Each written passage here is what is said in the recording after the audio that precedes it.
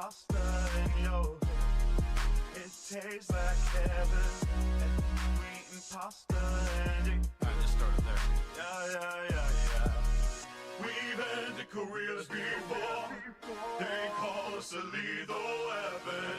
You brandish an unsheathed sword. Plain hero, Roroni, Kenshin. We kicked it outside of your door. Use the one who will get to 7. Where was that bravado? You had a hot minute ago. Hey, we got ups, but I wouldn't say we beef. How the saying goes, it's a two-way street. Bring me on the pipe, and you know they had a tweak. I'm just trying to lay my name, you get what I'm speaking. We entertain the masses, and anywhere the weekend. There's some asshole think that you can press the lead and put the whole squad down, get out within the weekend. But we stars, boys, so continue going see.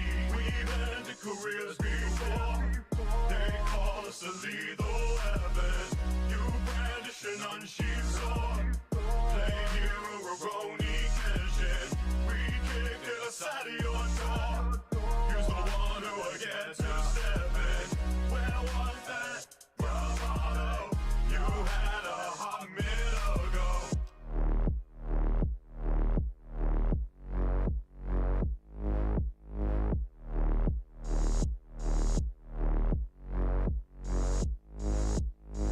Talk big game till you learn it ain't one. Got your nails on this track's another freight ton. Not a single dub, so you gotta make one. G get domino, trying to cook some great stuff. You can keep ducking, this be the season. We're hunting, we down and new in our treasures while casually pressing your buttons. You keep pretending and nothing, but we can tell you we frontin'. Try threatening us with a poker, but your face looking all flushed. And we calling out all your bluffs, and we telling you what is left. And we saying enough's enough, but you trying to keep acting tough. If you really think that you run, let me tell you, you ain't the one. Cause the song will be nothing speakers, and the whole team finna pump it, y'all. We've ended careers before. They call us a lethal weapon. You brandish an unsheathed sword. Plain hero, Roroni, Kenshin. We kicked it outside of your door. Use the one who will get to 7. Where was that bravado? You had a hot minute ago. We eating pasta in your hood. It tastes like heaven. And we eating pasta and it good. Yeah.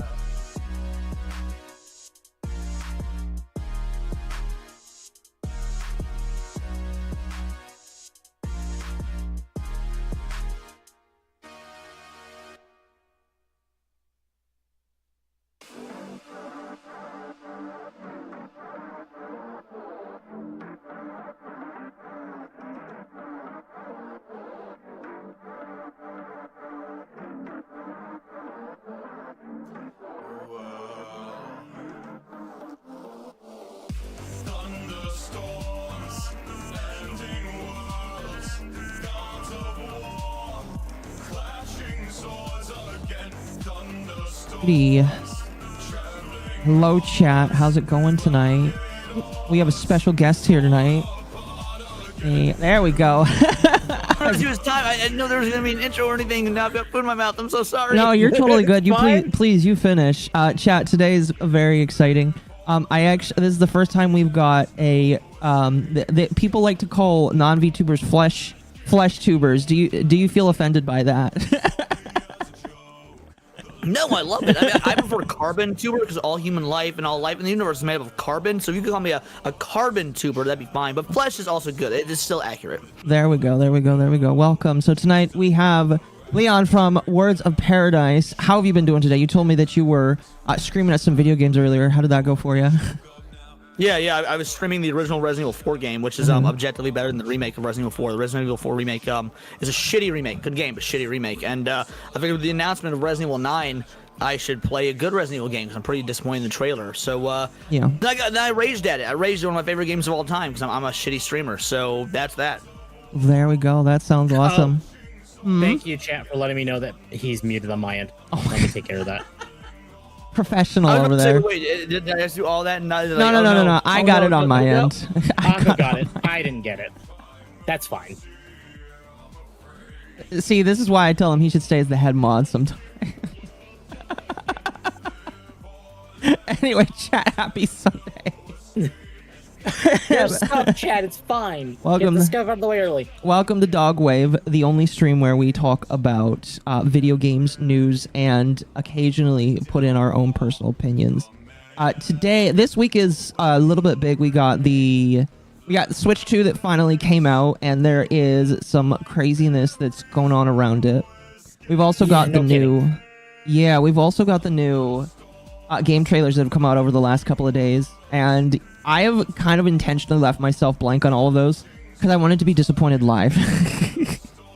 Oh wait, so we're gonna be live? Because I mean, I've seen a bunch of these trailers already, but this will be your first time seeing some of them? Some of them, yes. I don't think I have seen... some of people have told me, like, prices for games, and I'm like, okay, that's kind of dumb. But, like, beyond all that, I have not seen really any of them. Okay. But I'm imagining you've seen all of them already, or most of them.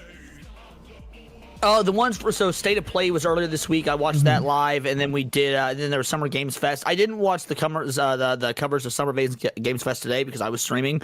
But Friday and Saturday, absolutely. I added so many to my wish list. Some I've got very strong negative thoughts on. It's but yeah. I did a lot of Summer Game Fest coverage on various channels the last few days. Yeah. That's fair. I covered the State of Play, Summer Game Fest, and the Xbox Showcase this morning. See, I missed the Xbox Showcase, but yesterday's Indie Showcase, holy shit! Anyway, we'll wait. Anyway, was it that good? I've heard mixed things.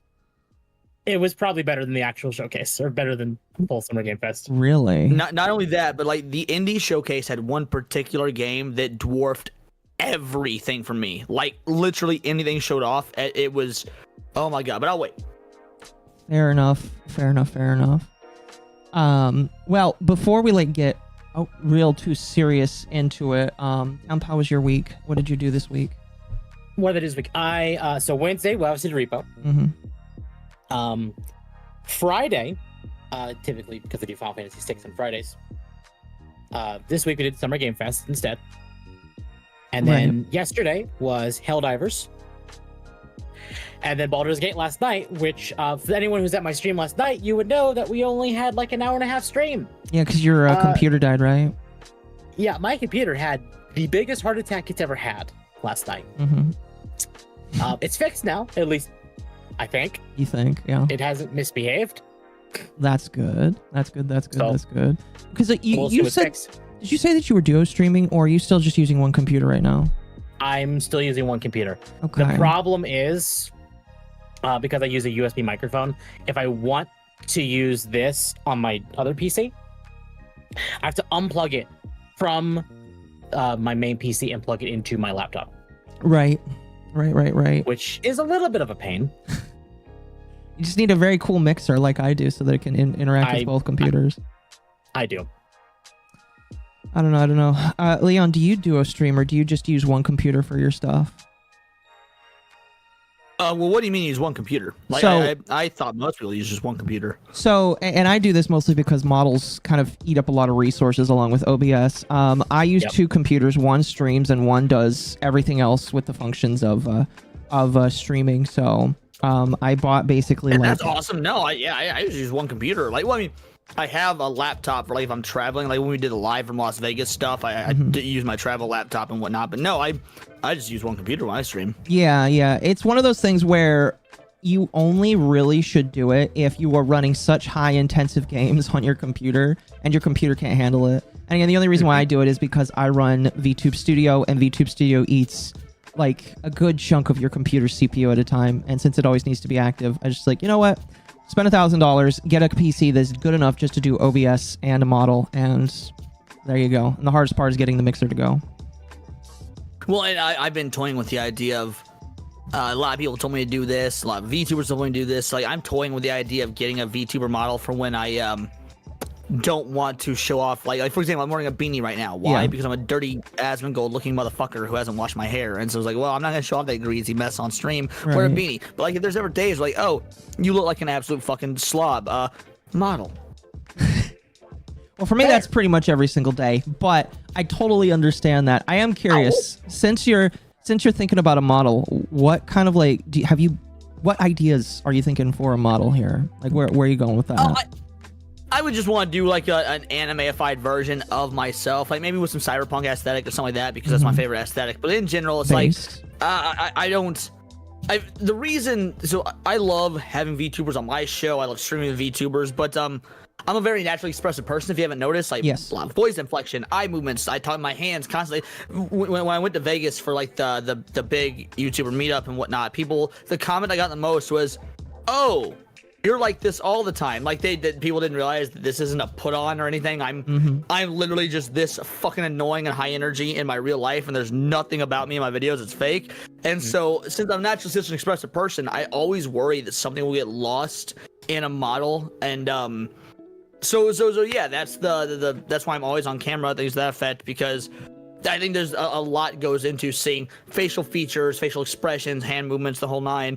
And I do worry about that being lost in a model. But so I would want my model just to be an anime-ified version of myself. Right.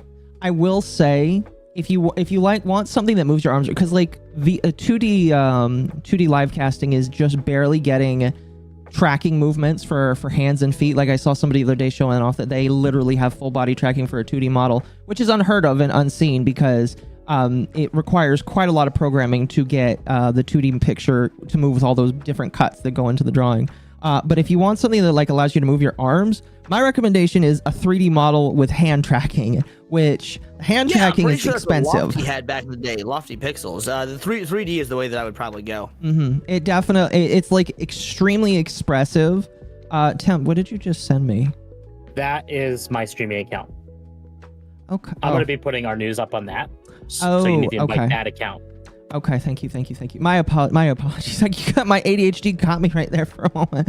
No, but it's just like if you want to like have long expressive movement, the 3D model, you may lose a little bit in the facial expressions, just a little bit, unless you get very detailed iPhone tracking. But other than that, I would say I do. I refuse to buy anything Apple related unless I like buy it like off a third party, like buy it from somebody directly or like from a used store or something like that. But yeah, no, I ain't giving Apple money directly. Absolutely not. I'm exactly the same way.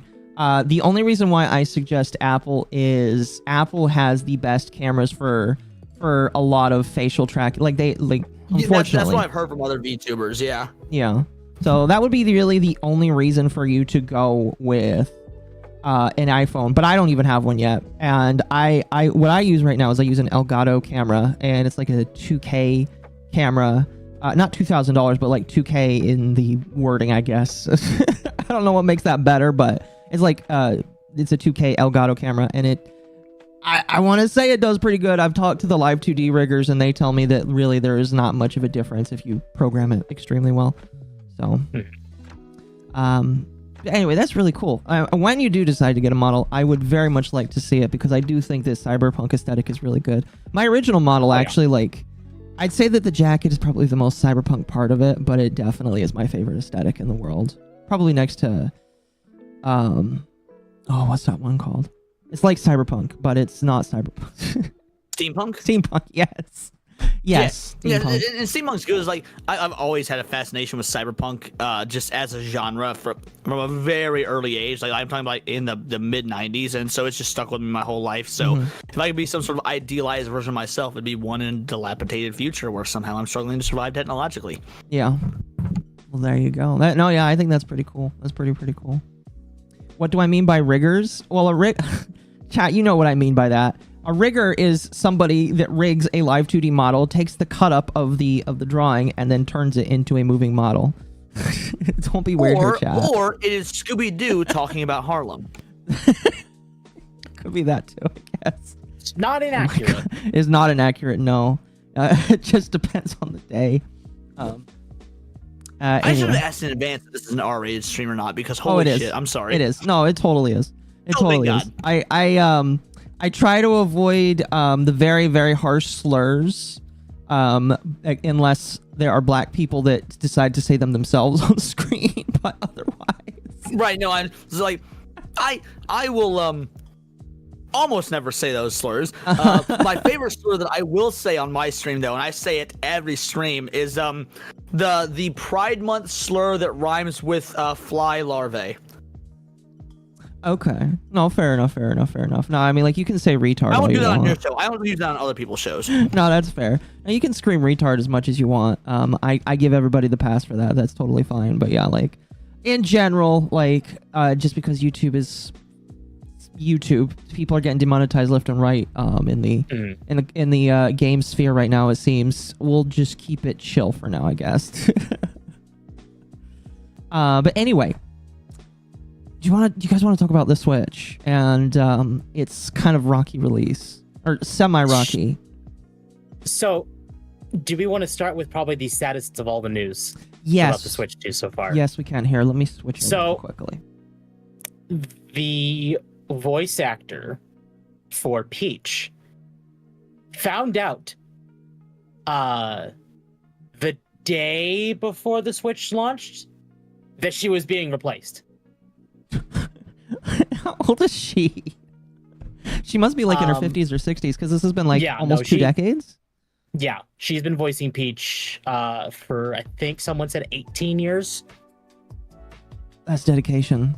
I mean, like, It Mario's is. getting replaced too, so I think they're just slowly Well, to going to be do fair, it. Mario got replaced already. It was like the end of 2023, middle of 2024, something like that. Yeah, something like that. They gave Charles Martinet a pretty wide buffer, and he still works with them. Mm-hmm.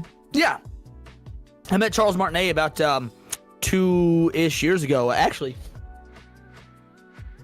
I've got this like super amazing Smash Bros. GameCube. Oh my and gosh. he signed every corner of it as a different character. So his signatures on this, like as Mario, as Luigi, as Waluigi, and as Wario. Oh, that's awesome. He's a sweetheart.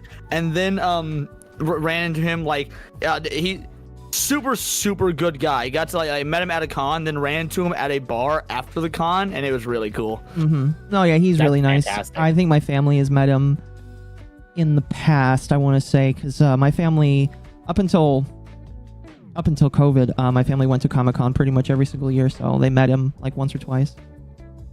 He's a cool guy. So, Sweetheart.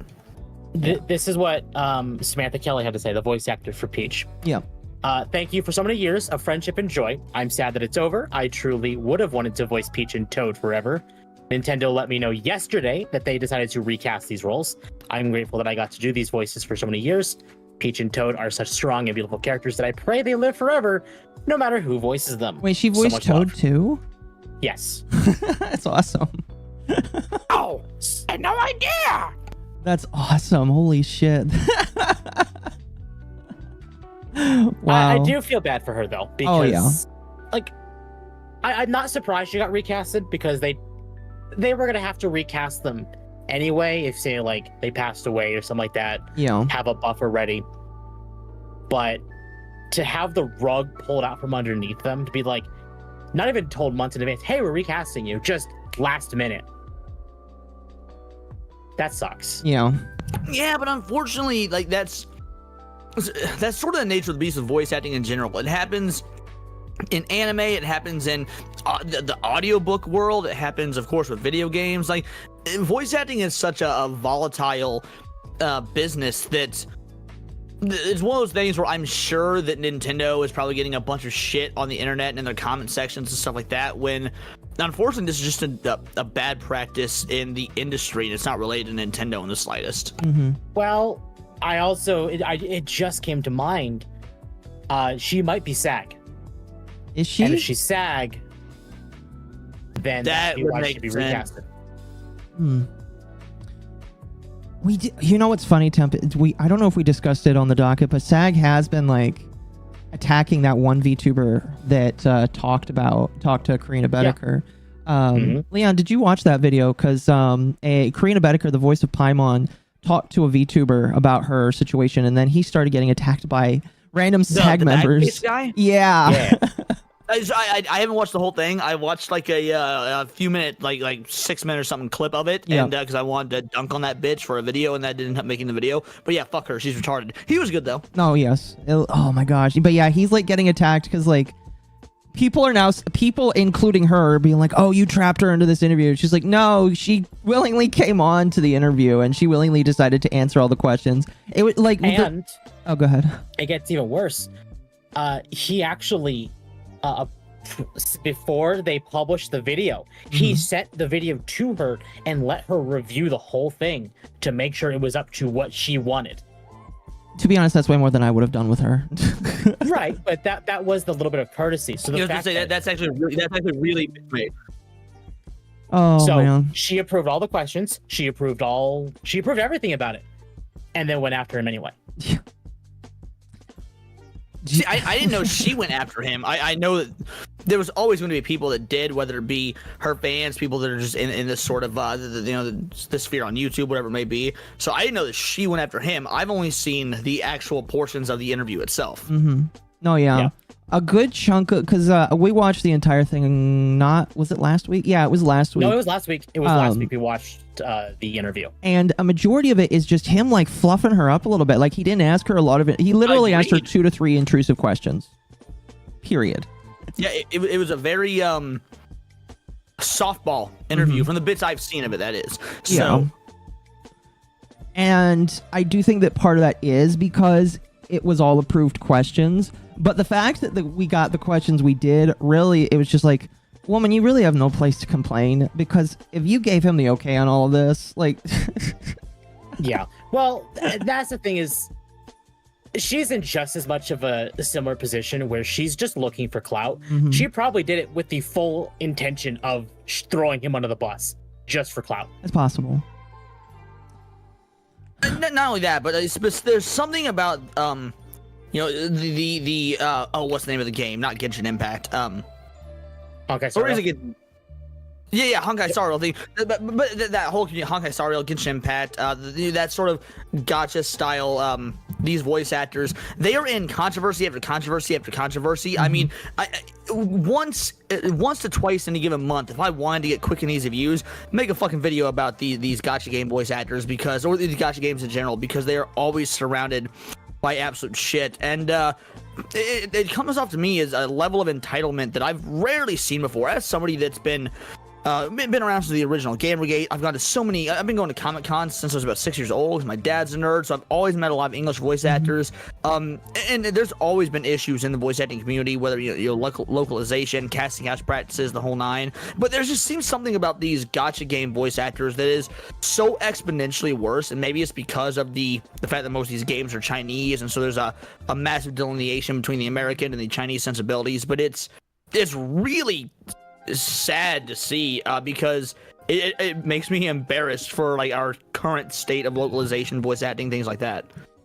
Well, you can rest easy knowing that she has to now stream on Twitch for money. Basically, she is playing video games on Twitch. I don't know if it's right now, but she is like streaming right now. I don't know if she's like actually getting work, but like. That's what she's doing right now. She already said in that interview that she had a job with Disney. No, you're right. She does. So she does have acting work, but she's still streaming on Twitch for money. I think some people have actually pointed out that she's not in SAG. Is she not in SAG anymore? Did she leave? Did they throw her out? I think some people said she's never been in SAG. Actually. That can't be, because she said in an earlier interview that she was forced into that. It, right?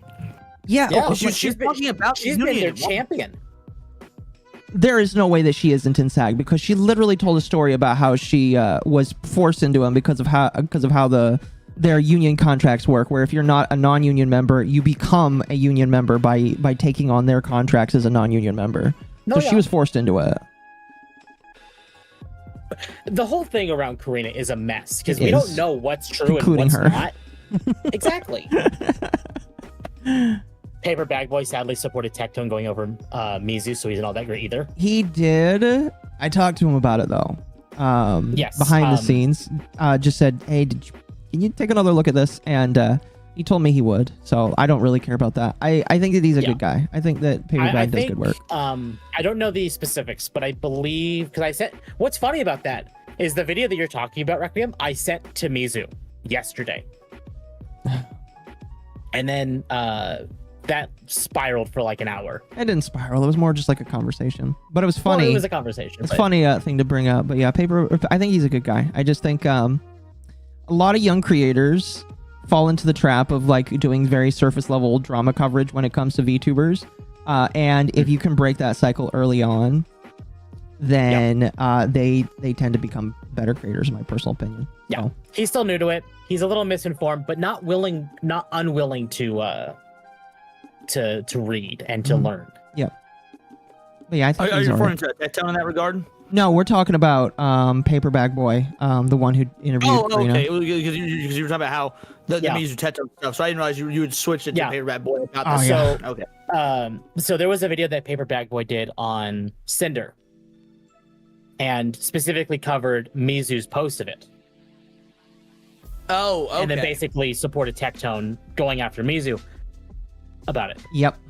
Did Mizu tell you I about don't know that? what that because I didn't follow the I didn't follow anything Paper Bad Boy did on or whatnot. What I will say is that I don't know Tectone. I am friends with a friend of his, so we've got like a mutual connection and whatnot. So Yeah.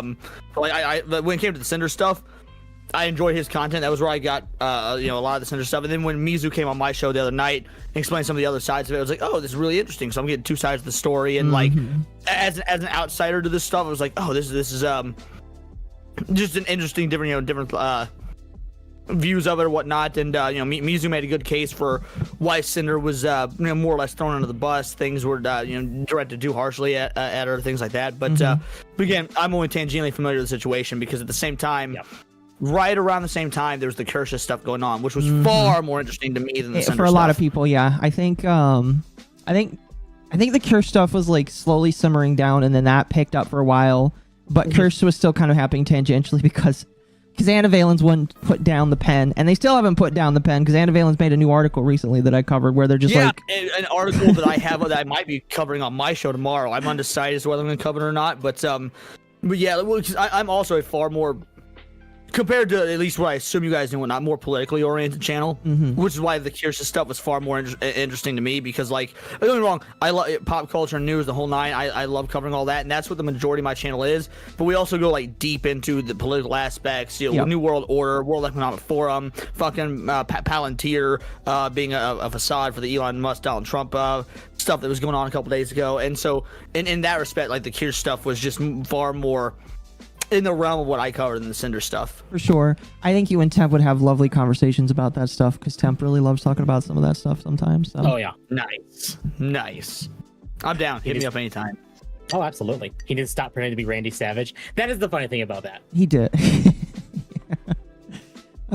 loved that joke though. The Paperback Boy loved that joke, so he's. Oh, he pretty did? good. Okay, good. Yeah, because he commented on my YouTube stream about that. So Oh, good. anyway, pulling back to Nintendo really quickly here. It is really sad to see her leave. All I hope is that the next VA is better.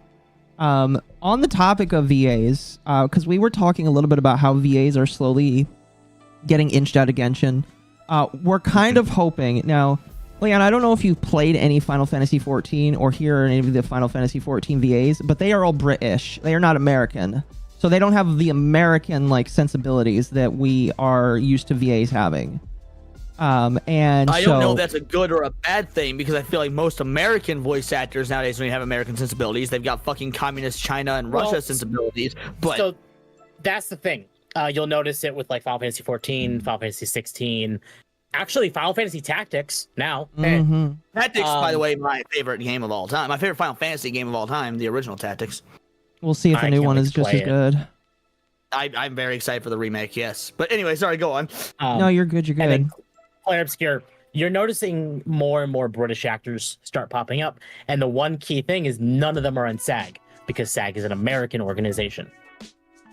Interesting. Okay.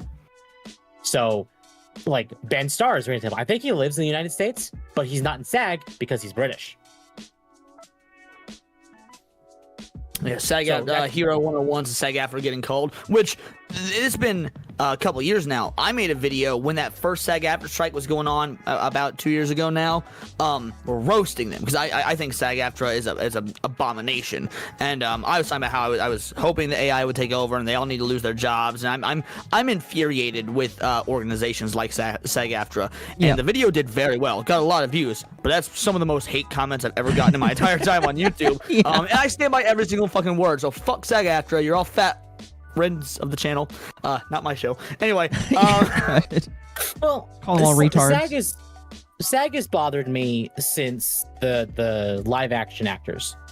I was back when that was going on. That was when the Arrowverse was going. For those who don't know, that was like the Arrow show, Legends of Tomorrow, The Flash, stuff like that. And they had to stop acting because of SAG. And the actor for the Green Arrow, Stephen Amell, came out and basically told all of them, "Why the hell are you doing this? We need to work. We have families to feed and stuff, to take care of." And he didn't want to stop. He was actually, quote unquote, bullied by his other fellow actors from that franchise into supporting SAG because they all basically wanted to blacklist him for not supporting the strike. And well, I mean, there was a lot of actors that I've talked to. I shouldn't say a lot, but I've gotten the chance to DM and hang out with and things like that. A few actors, and I've spoken to some behind the scenes that they don't like SAG-AFTRA, but they're gonna toe the line, do what they have to do, so they continue to work, things like that. They're not gonna speak up, and like part of me is like, okay, I understand that because you have to put foot on the table. The other part is like, fuck you, bitch. You could be leading the charge against these horrible unions, business practices, the whole nine, but instead you would rather choose complacency. So go fuck yourself. Oh yeah. Yep. For sure. I do think that it is approaching a massive shakeup with SAG, and the response, because again, I feel like the response is now that Karina's out of Genshin, I think that we are going to start to see a lot of companies being like, you know what, we really don't care about SAG. We're not going to go with them. We're going to go with other people that really just don't act like this. I need to see if she's said anything recently. Oh gosh, I haven't checked to see if she's said anything recently. You have to go to the blue I'm site. actually not checking Karina. I'm checking Senna. Oh, okay. Oh, excuse me. For those, I can't even check. Has she locked it to follows only? She's locked it. You have to sign into Blue Sky to see her account. Oh, all right, send me a link. Gay as shit. I have a Blue Sky for those account. who don't know, Senna Breyer is the voice actor of Wook Lamont. She is one of the new actors from Final Fantasy XIV. And she was also kind of championing SAG, which is not good. For those who might not also know her, when Final Fantasy XIV Dawn Trail came out, which is the new current expansion in the game, there is a song in the game called Smile, and it plays in some of the weirdest spots in the expansion. Occo, you've been playing it again, so you understand what I mean by played during the train scene where you're supposed to be rolling a train into the next area. That one was weird because there were some better songs they already have in the game that would have fit that better. Yeah. But people were saying they don't like the song. And she said, well, now you're all racist because it sounds like black church gospel. Not that it is, just sounds like it. So you're racist for not liking it. This was 14's first and probably last union actor, in my personal opinion. Yeah. So Final Fantasy XIV had American actors back in A Realm Reborn, which was the soft relaunch of the game, which saved the game. And then when its first expansion came out, they had a much higher budget, so they moved to a fully British cast. And all the British people, thankfully, I mean, if they're political, they're doing a very bad job at making it known, because like I don't hear about their politics. Exactly. You don't hear about it ever. Well, to be fair, you don't hear about their politics because they can get thrown in fucking prison for it. One of the actors for Final Fantasy XIV comes out and says, "Hey, kind of a lot of Muslims here in our country right now. Maybe we should check on that." They're gonna get thrown in fucking prison. So yeah, exactly. I also just think most of them are focused towards voice acting. I'm gonna be honest. Oh yeah, they are. In fact, the voice actor for Y'shtola appeared in a trailer for a game called Chrono Odyssey during Summer Game Fest. So that is another game with British actors. Well, it's Elden Ring also has British actors in it as well. Elden Ring has British. Well, FromSoft games have always had British actors. This is true, but like their games are. It's not unique, but like they've got some of the better voices, in my personal opinion. So I think that FromSoft knows what they're doing. They do. So basically, with Dawn Trail, they started hiring more American actors because the region was kind of like a South American kind of thing, so they kind of wanted to mesh well into the voice typing. Yeah. Which backfired horribly. And as of the current patch cycle, so 7.2, she's almost non-existent. She's in it, but like, what, 5 lines, maybe 10 lines in the entire patch? Yeah, Leon, to give you some context, this voice actor, her lines were they gave her so many voice lines that she had more voice lines than any character in all of the expansions of Final Fantasy XIV, and people hated her so much that they're gonna get rid of her. Yeah. And not only that, Occo, what do you think of Sphene as a character? Sphene? Now that the queen? The Queen Sphene. I'm gonna be honest. Okay, don't get mad at me, but I have been paying attention. I haven't been paying attention. You haven't liked Dawntrail. I haven't, no. Dawntrail is so mid. So, was that the cat person? Yes, that was the cat person. That was the Hrothgar, the female Hrothgar, actually. And the story gets better with Shadowrun? Exactly. Thank you. Now, so the story will get better after I beat the final boss, is what you're telling me. Yes. So 7.1 is kind of a little bit of a stinker. Like, the first bit is good. Yeah. The second bit is not great because they focus on cows. No, I'm not kidding. No, I know what you mean. But 7.2 is where it really starts kicking up, and we may very well be having another moment like the Garahatia moment in Shadowbringers. Yep. Where we are getting a new member of the main team of that's characters. Good. I hope they don't get rid of her. Based on my response of asking you about Sphene, you might know who I'm talking about. I really don't, but I guess I need to finish. I'm glad you are a wonderful idiot. I am, and that's why everybody loves me.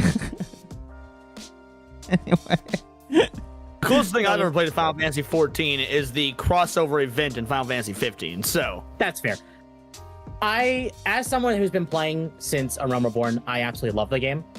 I would say it's probably the best MMO on the market because Final Fantasy XIV is the best MMO on the market. That's why I don't play it. As a previous WoW fan, I would shirk my content. I would not make videos. I would not do live streams, shit like that, because I'm so deep in WoW. And knowing how good Final Fantasy XIV is, and having friends that play it, and having watched them play it, I'm like, I can't.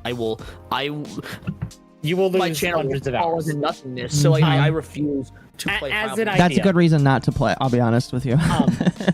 To give you an idea, I don't have all the content done. In fact, I'm so far from having all the content done that I will probably have hundreds upon thousands of hours still to go.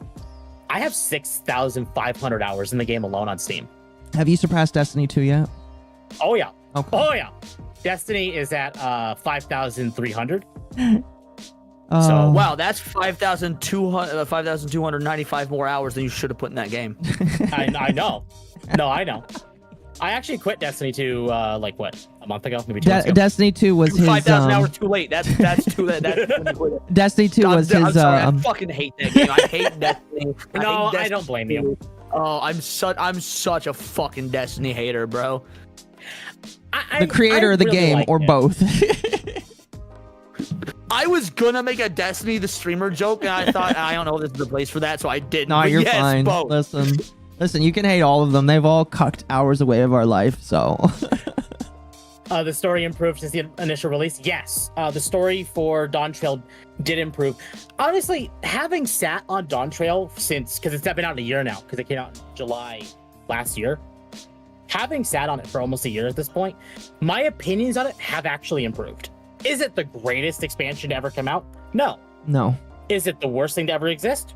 No. It's mediocre. Mm-hmm. It has its really good moments and its really bad moments, but I wouldn't call it awful.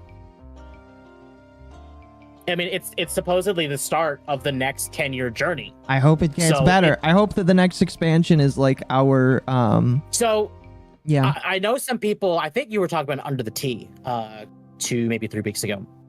Where Lumi was saying that it might improve because Yoshipi is no longer a part of the board of directors. Yes. And some people in chat were saying, oh, that's false. You're lying. He actually has made statements in the past saying he's wanted out of the board of directors because being in the board of directors has actually stopped him from developing the games he wants to make. Right. Don't be in charge, chat. As much as I love Yoshi P, because Yoshi P is a So, first of all, super cool dude. Second of all, I think he's a great developer, things to that effect. He also hasn't exactly had a great run lately. I mean, take a look at Final Fantasy 16, which, look, I like it. I'm in the minority. I like Yoshi P's an acquired taste. I really like 16. 16 was a fantastic experience. I think I understand people don't like the combat, but its story, top tier. I think Absolutely love the story. Final Fantasy never has bad stories. It's like what makes Final Fantasy good or bad for a lot of people is the gameplay itself. Because I can't think of a bad Final Fantasy, story. Not true. All the 13 games fucking suck. But aside from the 13 games, I heard 13 sucked. Yeah. Oh, dude, 13 is terrible. But I'm a big Final Fantasy fan. But again, my favorite Final Fantasies do tend to be quite a bit older. Tactics, 9, 10. Honestly, the last of the recent shit, I'm in the minority because I'm a huge fan of 15. 15's in my top 5 Final Fantasy games. Mhm. And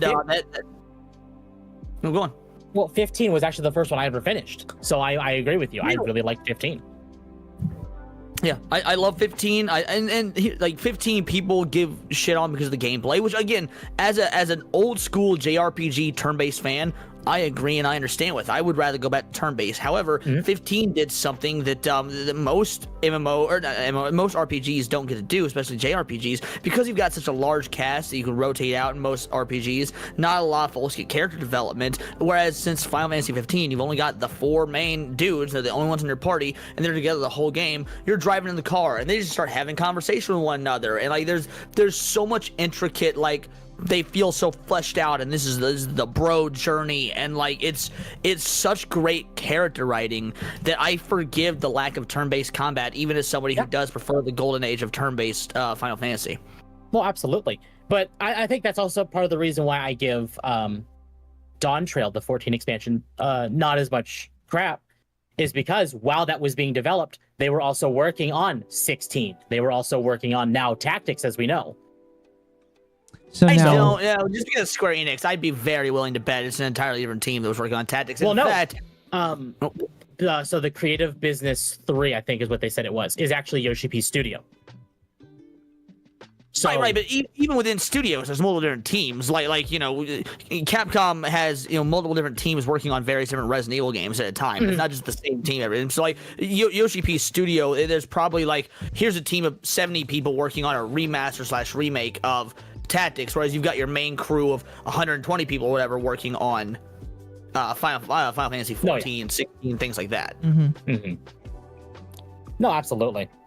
I think, but that's also part of the thing is, you're gonna if your major thing is gonna take some hits if you're working on other things at the same time. Now that at least 16 is done. Yeah, look at Dragon Ball Super first few fucking seasons because the A team was working on One Piece. Exactly.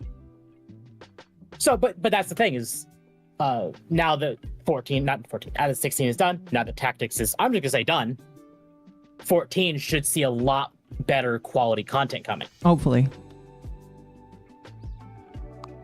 Anyway, we have rambled. Not talking about the Switch 2 at all, almost, by the way, Hey, which is listen, fucking funny. that's I'm not, by the fine. way, not trying to dictate the shot. I was truly just pointing out how I thought it was funny. It's wow, we went to start this all talking about Switch 2 and we deviated hard. I love shit like that. And that's the kind of shows I love. I love it when we can just talk about stuff and people can get involved with it because it makes the show a little bit cooler, in my personal opinion. I don't know. A little bit chiller too, and allow the chat to get a little more interactive. Exactly. So we actually had a GameStop. I don't know which one. Actually, no, I do know which one. It was Staten Island, New York. Feel really bad for that guy.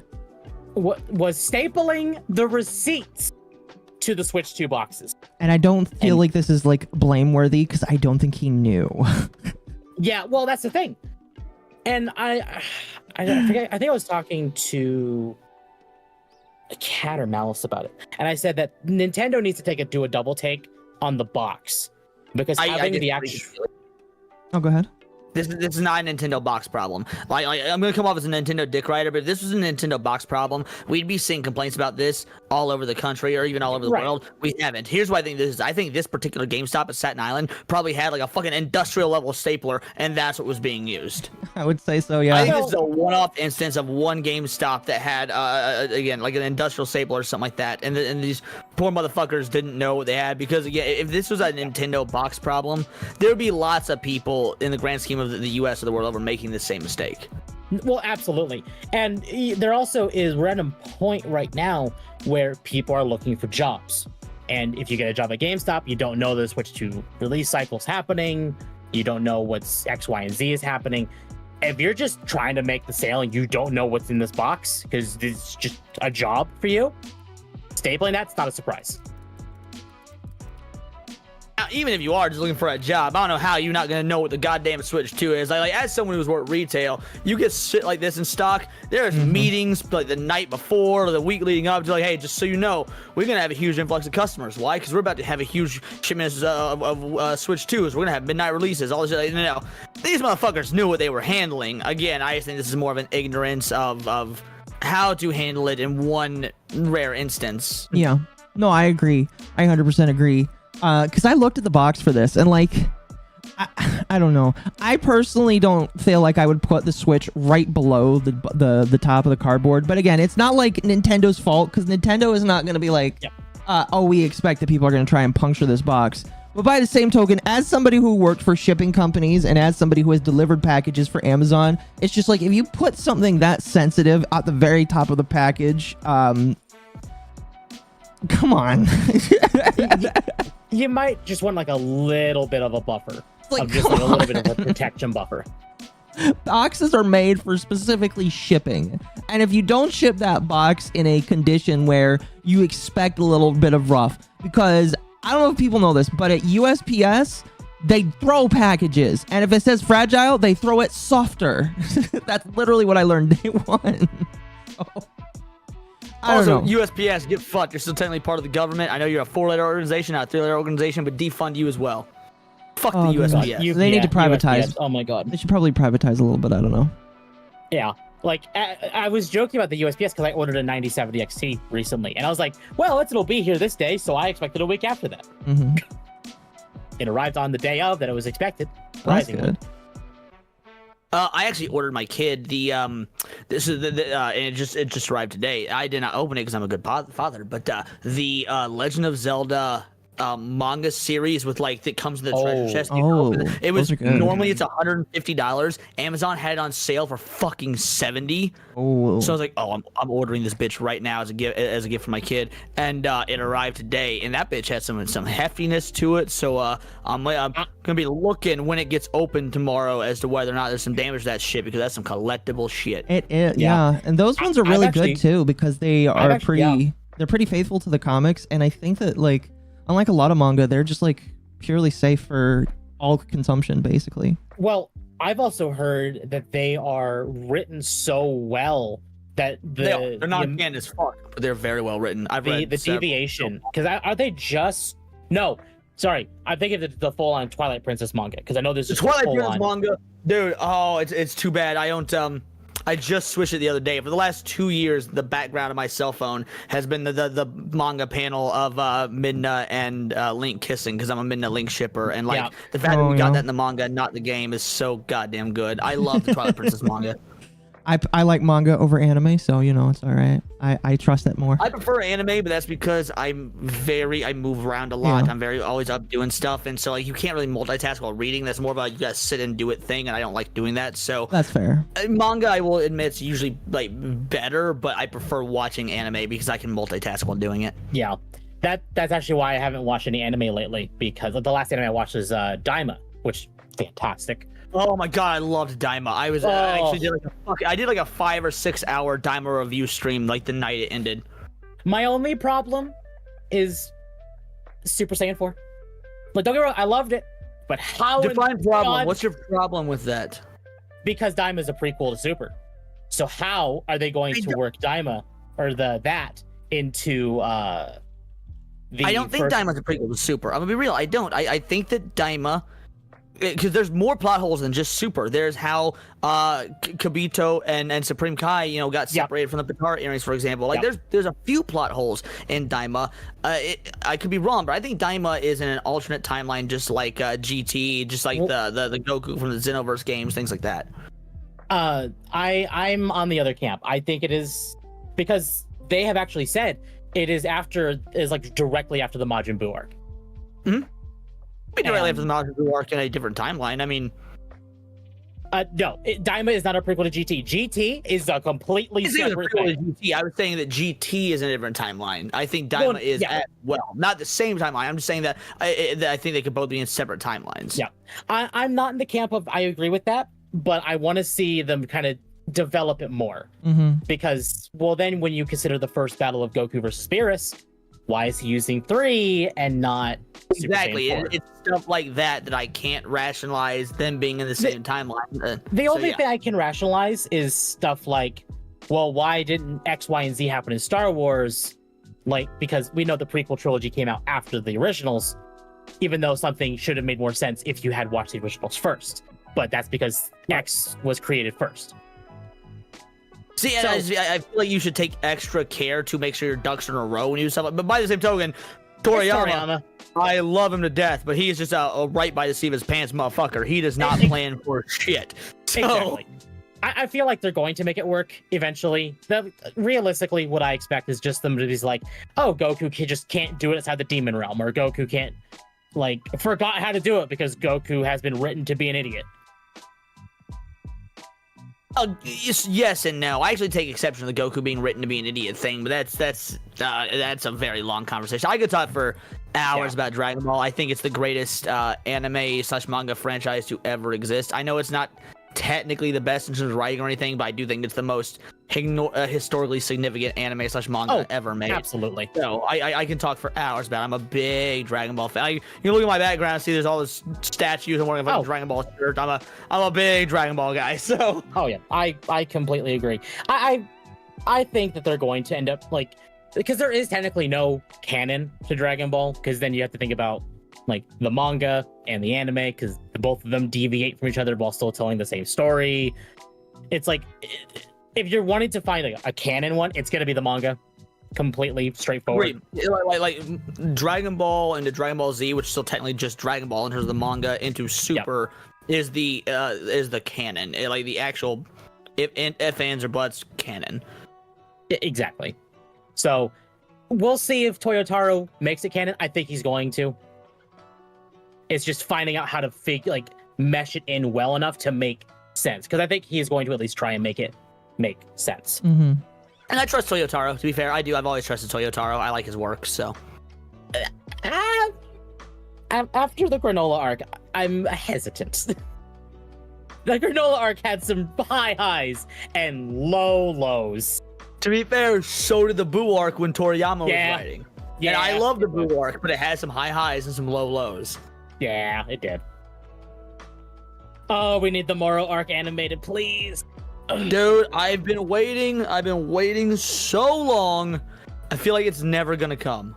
No, I think it is. I think it's probably in the pipeline. It's just, it's kind of like Silk Song. It's like, we know it's coming. It's just, when? Gotta stop thinking about it, because it'll come once it happens. Just like Silk Sonic's never coming. No. We actually got some major updates about Silk Song today. Did we? Today. Did we? We'll get into that after the Nintendo stuff, but it is definitely in our log. I mean, like, how much more about Nintendo do we really? Because it's just like a lot of people got the Nintendo Switch. One of the funniest reactions I saw with the Nintendo Switch. Now, Leon, I don't know if you saw this. Do you follow some ordinary gamers? Do you follow Mr. Mudahar? Not closely, but I do. Okay, so I watched him recently get the Switch after he made 3 or 4 videos saying, I'm not buying the Nintendo Switch. And he gave all his reasons why he wasn't buying the Nintendo Switch. 2. Most of the reasons, focusing around the fact that it's anti-consumer, a lot of the things that they have done, it's really not bang for your buck, the games are too expensive, and all of some technical reasons as well. Well, the day that it came out, he literally makes a tweet saying, walked in on the midnight release, saw it was there, and bought it without waiting in line. And then he makes a video the next day reviewing it. I mean, okay. Again, I'm going to come off like a Nintendo dick writer here. People have been calling me a Nintendo dick writer since the announcement of the Switch 2 and all the anti-consumer business practices, shit like that. Now, first of all, is it hypocritical for Mudahar to say shit like that? 100%. I'm not going to say it isn't. But by the same token, I also think people are going and were going and probably will continue to go way too fucking hard on Nintendo and the Switch 2 in many ways that are undeserved. There's a lot of criticism that is deserved and there's a lot of criticism that is valid. However, I also think that the majority of people are jumping on bandwagons, not critical thinking, a myriad of reasons when it comes to Nintendo and the Switch 2. Yeah. So I agree with you. And I think it really doesn't matter if he wants to go get one, because it's just like, oh, maybe he changed his mind. Maybe he thought he could turn a $500 console plus Cyberpunk 2077, which is the only game he bought, into a video. Great. Fantastic. However, he decided to make a video apologizing for buying it. Okay, so that's bitch made. To be fair, Muda is incredibly bitch made. Like I like his content and whatnot, but he also, regardless of what you think of, let's say Nux Taku, for example, he made that whole fucking anti-Nux video, post-Nux Clarity, which is a fucking great title, by the way. Very clever. Only for just within like a month or whatever, them to go back to being friends again. Like Muda is incredibly bitch made, and I chalk it up to him being Canadian. Yeah. So I've already watched the video.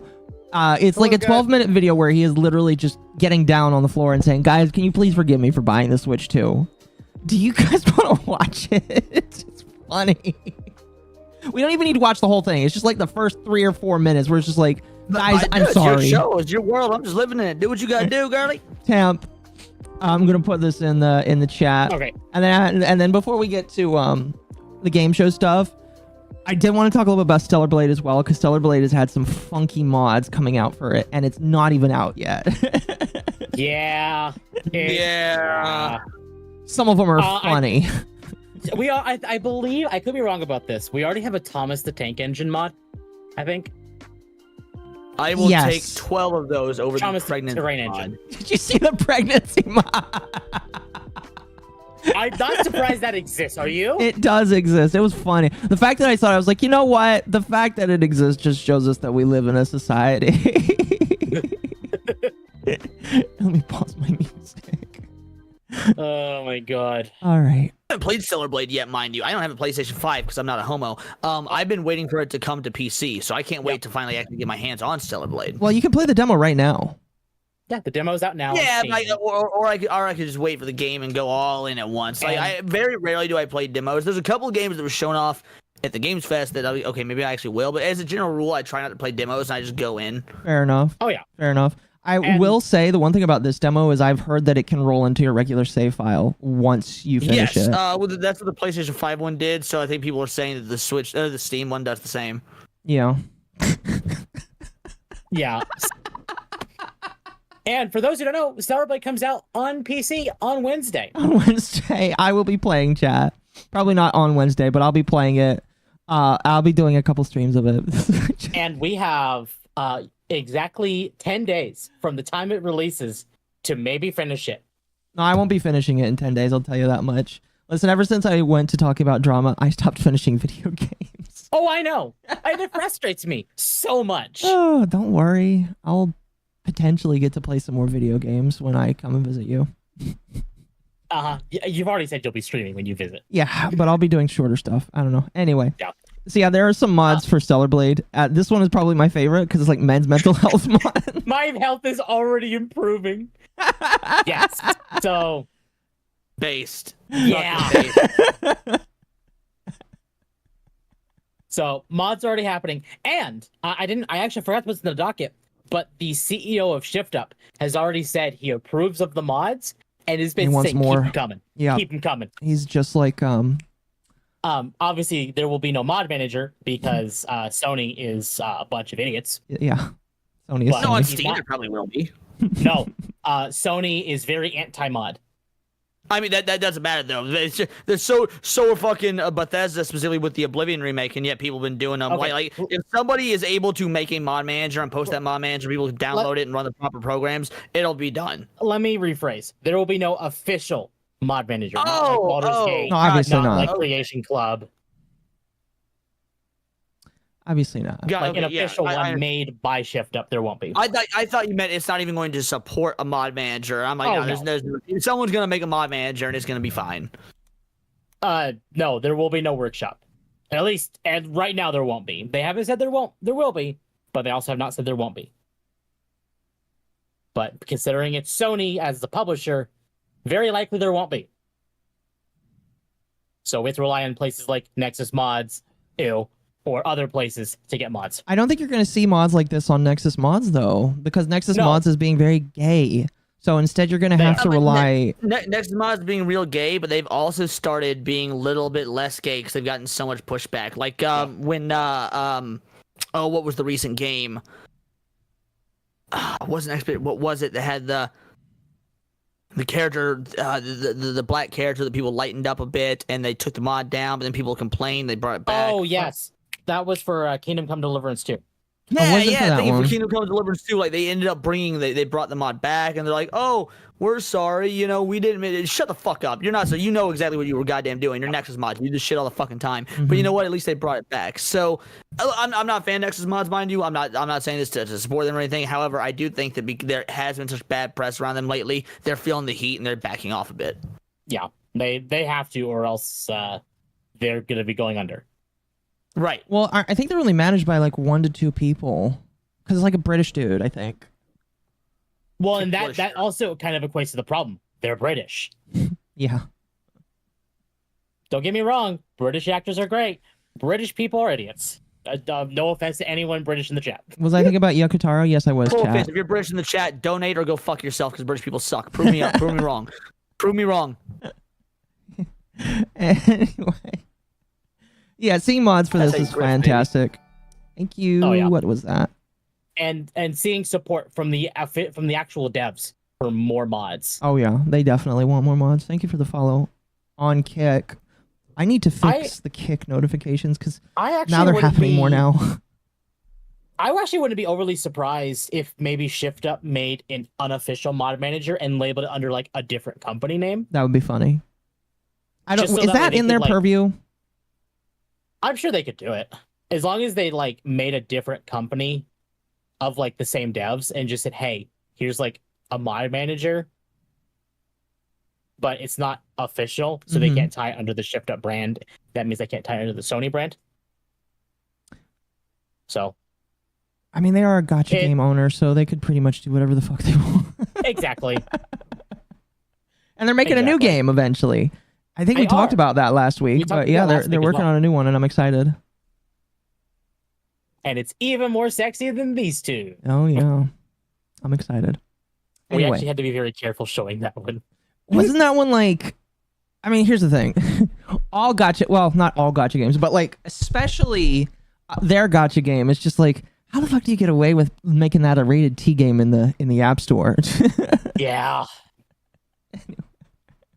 Like, Shift Up's games are like borderline. To be fair, if you go to the App Store, isn't X considered rated T or whatever? Or maybe it's an E in it. Yes, but I feel like X should be rated M because it does say. I mean, I agree it should, but the point is, there's full-on porn on X and it's not rated M. So you're right. No, I am in agreement. I just think that Elon Musk should have it rated 17+ because if he doesn't want people that are under 18. Well, Elon Musk, I don't think sets the rating. The ESRB does. Yeah, it's the ESRB. Fair. It's not. And if they're looking at just the basic nature of what Twitter is, they're not going to rate it any higher than that. All I know is... The basic functionality of Twitter is just social media, you talk to people, you post shit, and that's it. All I know is that you cyberbully politicians. All I know is that every single day I am non-consensually being forced to see a minor's opinion. Every single day. Gotcha is a pathway to many profits. Some would deem unnatural. Say, and seeing minors' opinions on X does suck. I agree with you. However, because of X's free for everybody nature, I'm also able to every day go to Justin Trudeau's posts or whatever and call him words that I won't even say on your stream. So a little good, a little bad. That's fair. In the same note of that, content creator watched Star Wars Theory. He because the recent change in leadership in Canada, like he's been very anti government in Canada because they're just so awful there. I've got buddies that are friends with Star Wars Theory. Yeah, good dude. He's a good guy. And he's I think it was on his podcast. He's basically saying like, I can't say what I want to say because they could just hear me say this and roll up and arrest me. And I have a business to run and I can't do that. I need out of here. I just can't. Three of the people I stream with regularly are Canadian. One of them, she hides her face because she is the shit she says. She like what her podcast. She does videos and whatnot, but her podcast is a Rumble exclusive podcast, and her face isn't on there because like if it gets found out who she is, what she's saying, where she lives, like she's going to fucking jail. Yeah. Like Exactly. Yeah. That sucks. Like, I know Theory specifically is actively looking to move out of Canada. It's just he has to finish funding his project before he moves out. well, so is she. My friend, she's married to an American. They've been married for the last 3 years. She has a husband in Florida. The reason she's not moving here, she's unvaccinated. Based, but America will not let her come here because she's not vaccinated. It's not even a Canada thing. That's dumb. So I know she's been that's an separated from her American thing. I husband for hate that. Years. I hate that so much. Yeah, I do too. It's so stupid. It shouldn't matter. All the way in 2020, goddamn 5. Yeah. I don't understand that. I feel It's bad for government. peeps who can't sneed. Yeah, exactly. You gotta hate government. You gotta hate government and sneed. Yep. Anyway, you want to watch Mudahar grovel because he bought a game console? We can do that. Hello, guys and gals, me Mudahar, and let's just talk about it, ladies and gentlemen. I made a mistake. I ended up buying that Nintendo Switch 2. So is this the review video, or did you put this out after No, the review video? this is after the review video. He made a video that has almost 1 million views where he reviews the Switch 2. And some people on Twitter I saw were asking this. I don't know about his comments in his review video. I didn't really look at those. My assumption is he probably got a few people saying, why'd you buy this after you said you wouldn't buy it? And I guess it got so bad for him, and he felt so bad for it. He's just like this apology makes me feel like he like committed some sort of crime. And it's just like, you just bought a fucking Switch, man. So you're saying that he didn't curry their favor? Yeah, pretty much. Yeah. I actually have kind of retracted my statement. Bring it in. Bring it in. Y'all know that was clever. No, I get it was good. I liked. Was it maybe 3 weeks ago? I said I wasn't going to buy a Switch 2 because of just the disgusting practices of the corporate side of Nintendo of this. Are you really going to? I've said I'm going to hold off. I want to see how it is in a year or two, because right now there's no games. Mhm. Like the meme about PS5 having no games. No, the Switch 2 has even less games. For right now, yeah. I completely disagree. I think the Switch 2 has far better games than the PS5 had at the same time as launch. That being said, I'm not going to buy a Switch 2 either. I'm waiting like until you show me a mainline Zelda game, I'm not buying one. Well, exactly. Like, sure, all of you like Mario Kart? Great. I'm so glad you have Mario Kart. I'm waiting for Zelda. I'm waiting for Xenoblade. I'm waiting for a 3D Mario. Well, I'm waiting for right the now, we have none generation. of those. I'm waiting for the next generation of the Switch 2, because like when the generation 1s of all the Switches came out, a lot of them had a lot of issues, and Yep. I am waiting for the next generation of them to come out where they iron out those issues. That's kind of what you should do with everything. I waited to get the my RTX card until it was like later down the line. I waited for the Steam Deck until it was not brand new. It's just like wait, because I know for a fact that there's going to be issues that people find. So Oh, absolutely. Like, and I'm experiencing some of those as well, because like I got the 9070 XT in my computer, and that's only a couple months old. It came out in like February and March, and there's definitely some issues, but they're working on it. They're fixing some of these issues. It's just working around the issues. At least with Nintendo, if you give it some time, either you wait for the next generation of the system, it's for them to iron out the bugs, or even you want to wait for like the next update, like the Switch OLED. That's fine too, because by then they'll have worked out even more of the kinks. yeah. Muda, why did you redeem it? That again, like I can't impress enough just how fucking dumb it is for Muda to just be like, guys, I'm sorry for buying this. Just like, why? It's so bitch made. Again, like I love Muda's content in terms of like when he's covering things not related to himself, but he as a person seems so just fucking wishy-washy, whatever the way the wind blows sort of thing. No, exactly. I agree. When he's doing his deep web browsing, whenever he's talking about Linux, whenever he's talking about technical stuff, that's what people are here for. People really don't want him to apologize for talking about politics and then talking about politics. People don't care about him being friends with weird people and then him being friends with weird people. It's just like, own it, motherfucker. And if you're in the tech scene on YouTube, it's not out of the realm of possibility if you want to buy a Switch 2. If you like, you want to experience the tech on it, you want to experience the hardware, you want to experience the software. If that's your wheelhouse, do it. Yeah. Like, that's still content for you.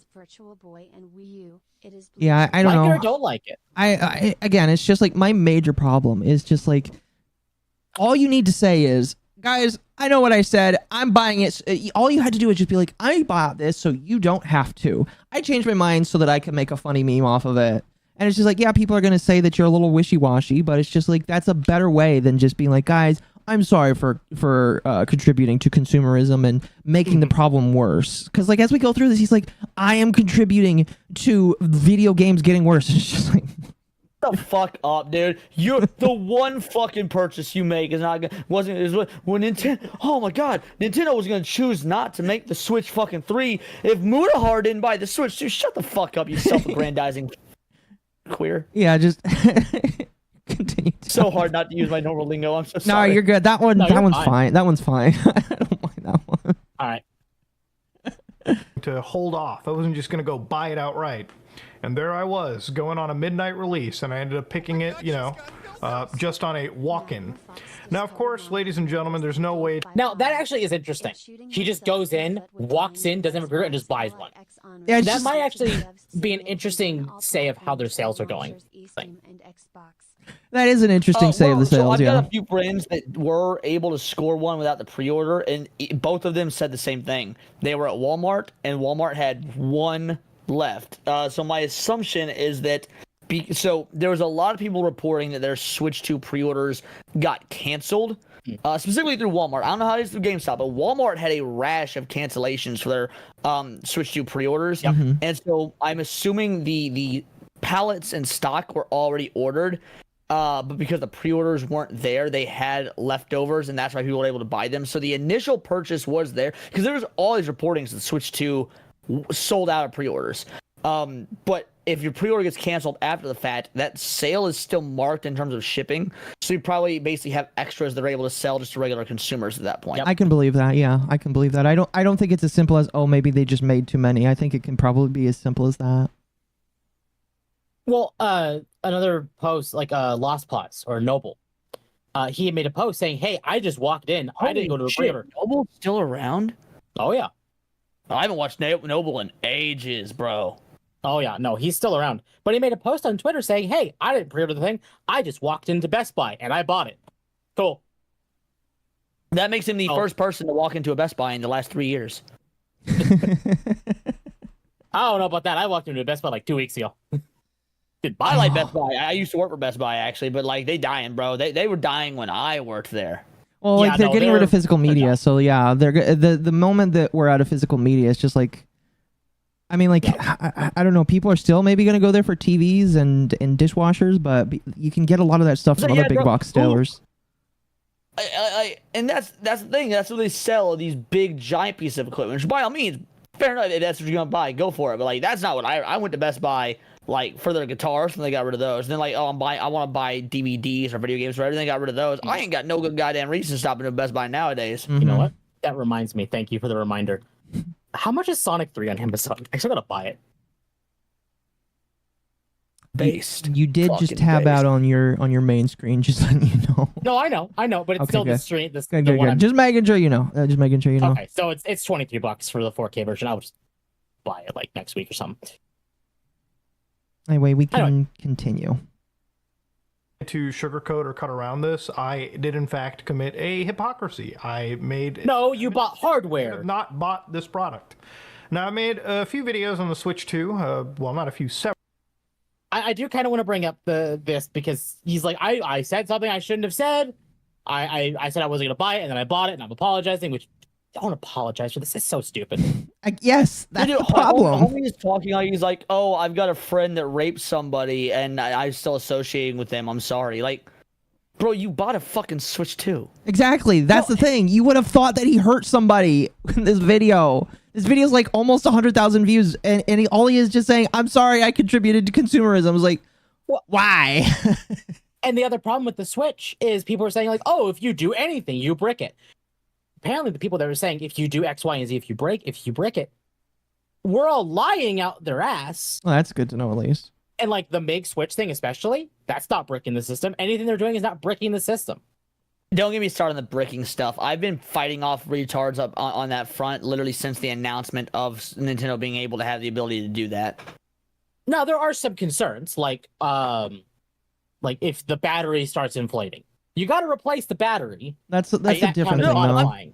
I wasn't. My argument was never that there weren't concerns. My argument was always, where were you motherfuckers in the Xbox 360 era when Microsoft could do the same fucking thing, or the Wii? Exactly. Nintendo could do this for the Wii as well. I actually have a buddy who got his Wii bricked because he modded it, illegally downloaded a bunch of games. Then his little brother, 2 or 3 years later, ran a software update or system update or whatever, and lo and behold, that triggered Nintendo's response. Dude got into some fucking legal trouble, by the way. But the point is, this has been a practice for video game companies, good or bad, we can argue that, since like 2006, 2007, but motherfuckers want to act like Nintendo is the first one to ever do this just now, and this is a new thing, when it's not. So if you want to say it's bad, by all means, I actually do agree that it's bad, but don't pretend like this is new or Nintendo's the first to do it. This has been going on for damn near 20 years. Exactly.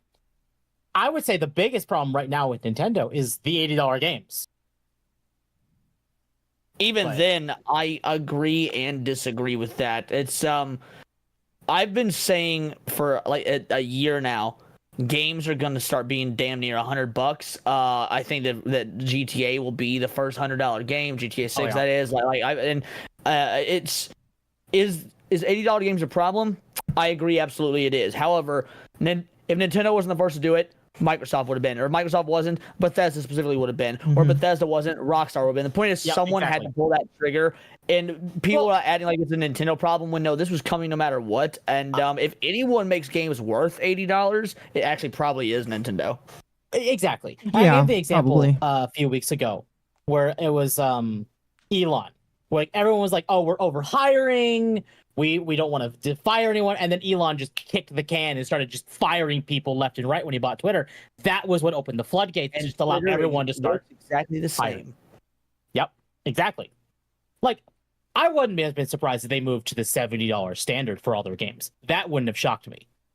I was a little surprised by 80, but oh well. And again, I'm not happy about it. I just also.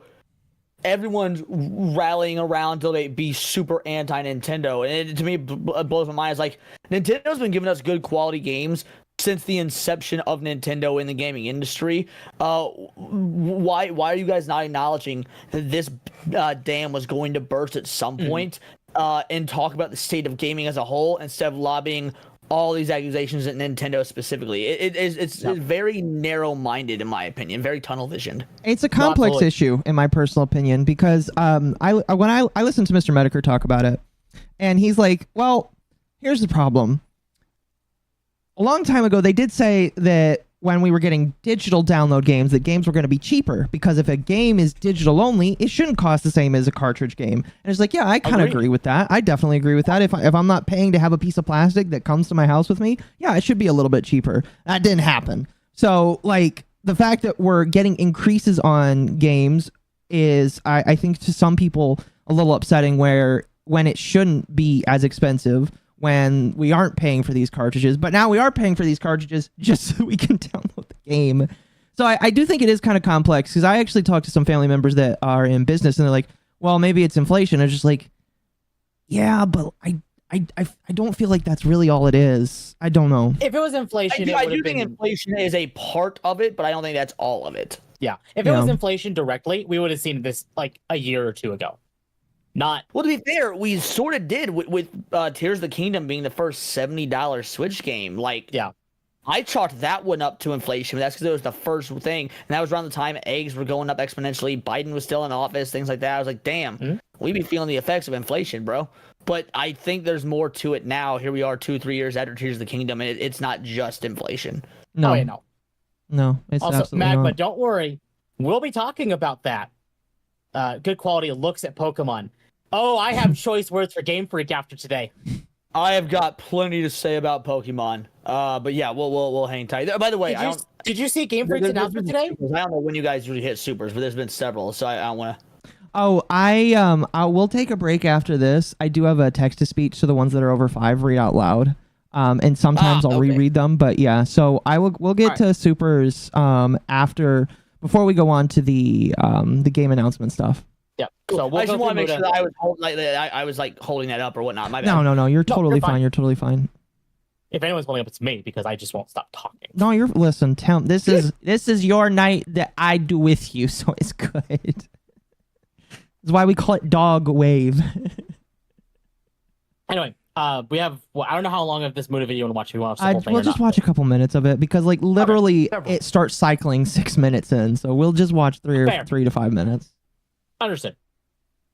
And I've basically covered it. I've not been the most positive viewer of it, especially around certain things like those game key cards, and especially about their TOS, when apparently it seems like they can just brick your systems, and more specifically around the fact that maybe the system is in fact a brick when you ended up picking it up. Now, as you all know, yesterday I made a pretty big mistake. I actually made a video with the Switch 2 inside the actual frame. I actually had one on screen. I bought one. I used it to play Cyberpunk 2077 on it. Now, in his defense, I've actually heard the Switch 2 version of Cyberpunk is actually very good. I have heard. I have too. I have, yeah. Now, it is, to be fair, it is still the Steam Deck version with some added Switch 2 upgrades, but still, you know, the fact it's running on a Switch at all is great. Yeah. Yep. And chat, Oh, go ahead. don't worry, we are going to get to what Game Freak did today. It's... I say we'll talk about that before we get to the game trailers. It sounds like that would be a fun thing to talk about. Oh, yeah, no. Game Freak shit the bed today, and it's glorious. Oh, boy. All right. Well, we'll finish this, Read Supers, then talk about that. Now, the reason why this was a pretty big mistake, and I do absolutely believe I should actually apologize to my audience, is I didn't practice what I preached, you know? I said, you should vote with your wallet, and what did I do? I straight up charged my card and got the Switch 2. And for that, it's actually a pretty big apology. Like, there's no way to really say anything. There's no really any way to sugarcoat it. It's an actual mistake. You know, you can sit and blame other people, but ultimately, you know, I think the community kind of made it known that I would be. No, don't bother. It was spurging. Now, Are you good? I'm going to defend him a little bit when he says, like, you should vote with your wallet. I'm guilty of this. I have bought Persona 3 Reload when I shouldn't have. I have bought Dragon Quest 3 HD 2D when I shouldn't have. But you know what? I still enjoyed my time with them. Yeah, but you're not here apologizing about it. That's the right. difference. Yeah. Anyway, Be continue. one of those gamers that would fall into FOMO, and even though that I don't personally think that I'm the reason that video games have just gotten more expensive, ultimately the actions that I did do contribute to the fact that video games would have gotten more expensive, or at least the aspect of it would become more normalized. And ultimately, there's really no other way to, you know, just apologize and say that I'll do better moving forward, you know? And to be fair, the big... I'll do better. I won't buy the next console. to He's sit over here and apologize for purchasing a video game system, right? There's a lot of things that a YouTuber can do that would be very illegal, very wrong, ethically, not even just legally, that I could sit down here and apologize for. And that is the He's kind only of, thing that self- I've really thanked self-aware. God today for not doing. You know, I could apologize for far more worse, but, you know, realistically, it's just apologizing for purchasing the system that, you know, I kind of made a big hullabaloo about, right? And obviously, gaming boycotts are something that, unfortunately, traditionally do not work, just because people end up buying them. He's like trying to justify it now. Now, he is right. When the Genshin boycott happened, that didn't work. No, I know. I agree. Yeah, it doesn't work. But like, he's trying to justify his hypocrisy when, again, you don't need to do this. Just say, I decided to buy disagree. Gaming boycotts work when the general sentiment of the gamers is aligned. For example, Sweet Baby Inc. based boycotts did in fact work. There's not been a successful Sweet Baby Inc. game in the last year and a half because most people are in alignment on the Sweet Baby Inc. situation. The Hogwarts Legacy boycott didn't work. Why? Because most people don't give a fuck about the faux outrage about fucking trannies or whatever. Yeah. People don't give a fuck about Nintendo Switch 2 because people love Nintendo. Nintendo is the Disney of Japan. The shit was going to be successful anyway. So gaming boycotts work when there's something that the entire gaming community rallies around as being an actual bad thing. Gaming boycotts don't work when there's a split, when there's division amongst the community. There are people divided on Nintendo and on the Switch too. But guess what? Nintendo's got 40-ish years of goodwill built up amongst fans and brand loyalty amongst fans. That was never going to work. South of Midnight, the boycott absolutely fucking worked. Mm-hmm. No, yeah, I agree. You know what's funny is he might be talking about the wrong boycott. Excuse me, the wrong boycott. Not working. Because he does strike me as one of those individuals. But yeah, like legitimately, the entire video is just this, where he will try and justify now for pretty much the rest of the video why it's okay. Can I take a moment to address someone in your chat? Yeah, go ahead. Dylan Sinus. I got my start as a Magic the Gathering / Wizards of the Coast channel. That's where the name Words of Paradise comes from. It's a play on the Magic card Birds of Paradise. Let me tell you. Good card. Fucking don't buy from WotC directly. I'm not going to tell you how to spend your money, but I'm going to tell you how you should spend your money. Go third party, buy it from your buddies, buy it from your local game shops as singles, buy it from Card Kingdom, whatever. Don't buy sealed product from WotC because they're a bunch of fucking douche canoes, if I'm going to say the nicest thing I can say about them. So if you're spending $200 on Magic cards tomorrow, don't buy a sealed product. WotC doesn't fucking deserve it. They are cancer, and you might be a Final Fantasy fan. If you're a Final Fantasy fan, Godspeed to you. Good luck to you. Buy third party. Buy individual singles. That's all I gotta say. Chat, as far as stream working, I don't know. I had nothing on my end to saying the stream is working. I walked away to use the bathroom, so if the model stopped moving, that's why. Oh, okay, fair enough. No, yeah, so I actually had to stop playing Magic because it was too expensive for me. And that was after I opened a Fate Reforged box and got a Spirit Ugin in it, and I wasn't even I had bought it randomly because it was on eBay and it was like $60. I was like, why not? And then I opened it and I was like, what the fuck? And then I sold it, and I think that's one of my biggest regrets is that I sold it. Oh, that's a massive regret. I'm a massive Magic. Again, I'm a tournament player. I haven't played recently because like Magic is just as full time as YouTube. You've got to pick one or the other. And because my channel was like doing so well, I was like, okay, I'm gonna have to have Magic take a back seat. But I'm a tournament player. Again, got my start as a Magic and D&D based channel, and like I love the game. I fucking hate Wizards of the Coast. No, that's extremely fair. Wizards deserves nothing but hate. I will say, even though I did sell all my cards, I did keep the first expansion that got me into Magic, and that was the Kaladesh one. So I have a full book of Kaladesh. The only thing I still have the cards I bought when you were last here. And you haven't touched. Yeah, no, I just grabbed the binder of what they are now. The one thing I do want that, unfortunately, because like when Kaladesh came out, they had a like set of oddities that came in like one in every palette or something, and it's just like there are 40 of them, and they are like the cards that you have to dream to open up in a random pack. They each cost like hundreds of dollars each, and you can't use them in tournament play, but they were like very pretty looking cards. But those are the only. You're talking about like the you can't use them in tournament play. You're talking about like the Unbound or Unleashed or whatever, like the No, I would have to look them up, but like Kaladesh had like a special set of cards that very few stores got their hands on, that you could open up in different boxes, and like they were like little oddities, and I think it was like supposed to represent that they were all different like inventions, because Kaladesh was all about inventions and stuff.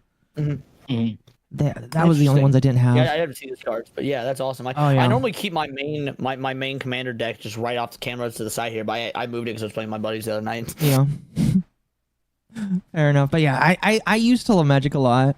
I got into it when I was a missionary, but then it was just like, it's expensive. And then I decided to just buy art instead.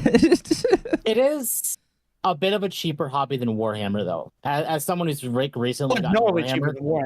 Yeah, that's fair. God. When a mini costs as much as a deck. Yeah, no, I agree. Yeah.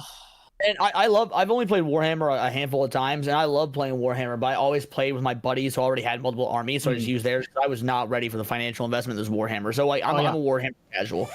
No, like last month I bought like $250 to $270 worth of Warhammer. And how many figures was that? 2 boxes. How many figures was that? Like 20? No. 45. Print your minis? Yeah, if you have a 3D printer, I would say that's more worth it. Yeah, print your minis. Hard agree. I got No, a it was- buddy it who was- had a nice side hustle. Like he would charge. He was a very talented artist, and he had a side business where he would paint people's minis, and like theme them and whatnot. He did like Yeah. Alien vs Predator theme minis, and he did like Nintendo theme minis, and they were beautiful. Oh, I bet. Hand done stuff. Oh, it's amazing. He would get paid well for it too. I bet. Oh, I yeah. bet. That's awesome. Temp, let's listen to about 1 more minute of this, and then we'll move on. Okay. And in this case, I was one of those people. Now, I do want to kind of defend myself a little bit and just kind of talk about this, because I don't want to just say that, I don't want to just say sorry. I do want to give an explanation. Obviously, Can I just say his computer in the background is really bothering me? One As that's someone who's a tech flashing? nerd, that is a problem because his RGB is like turning up. So an RGB header is probably just having a heart attack in that computer. I don't know. Also, that's an HP computer. Fuck HP.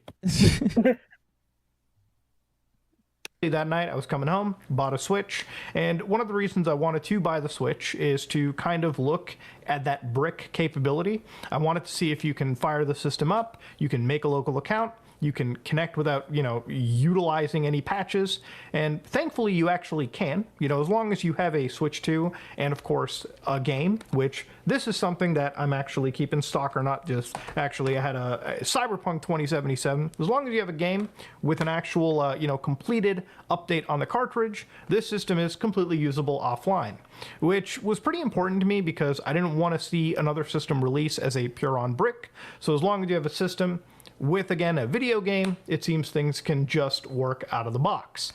Now, as far as Switch 1 stuff goes, that still needed you to patch for getting the backwards compatibility going in. That is But if pretty you were just- dumb. Yeah. That is Did I pretty tell you dumb. about what we talked about with that? No. What did you do? So Linus did a video on Short Circuit, one of his other channels, Oh, yeah.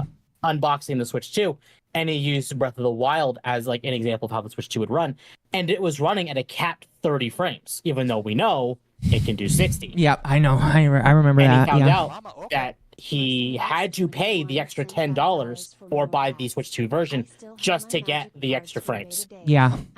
That frustrates the fuck out of me. Paying $10 just to get 60 frames. Yeah. Ugh.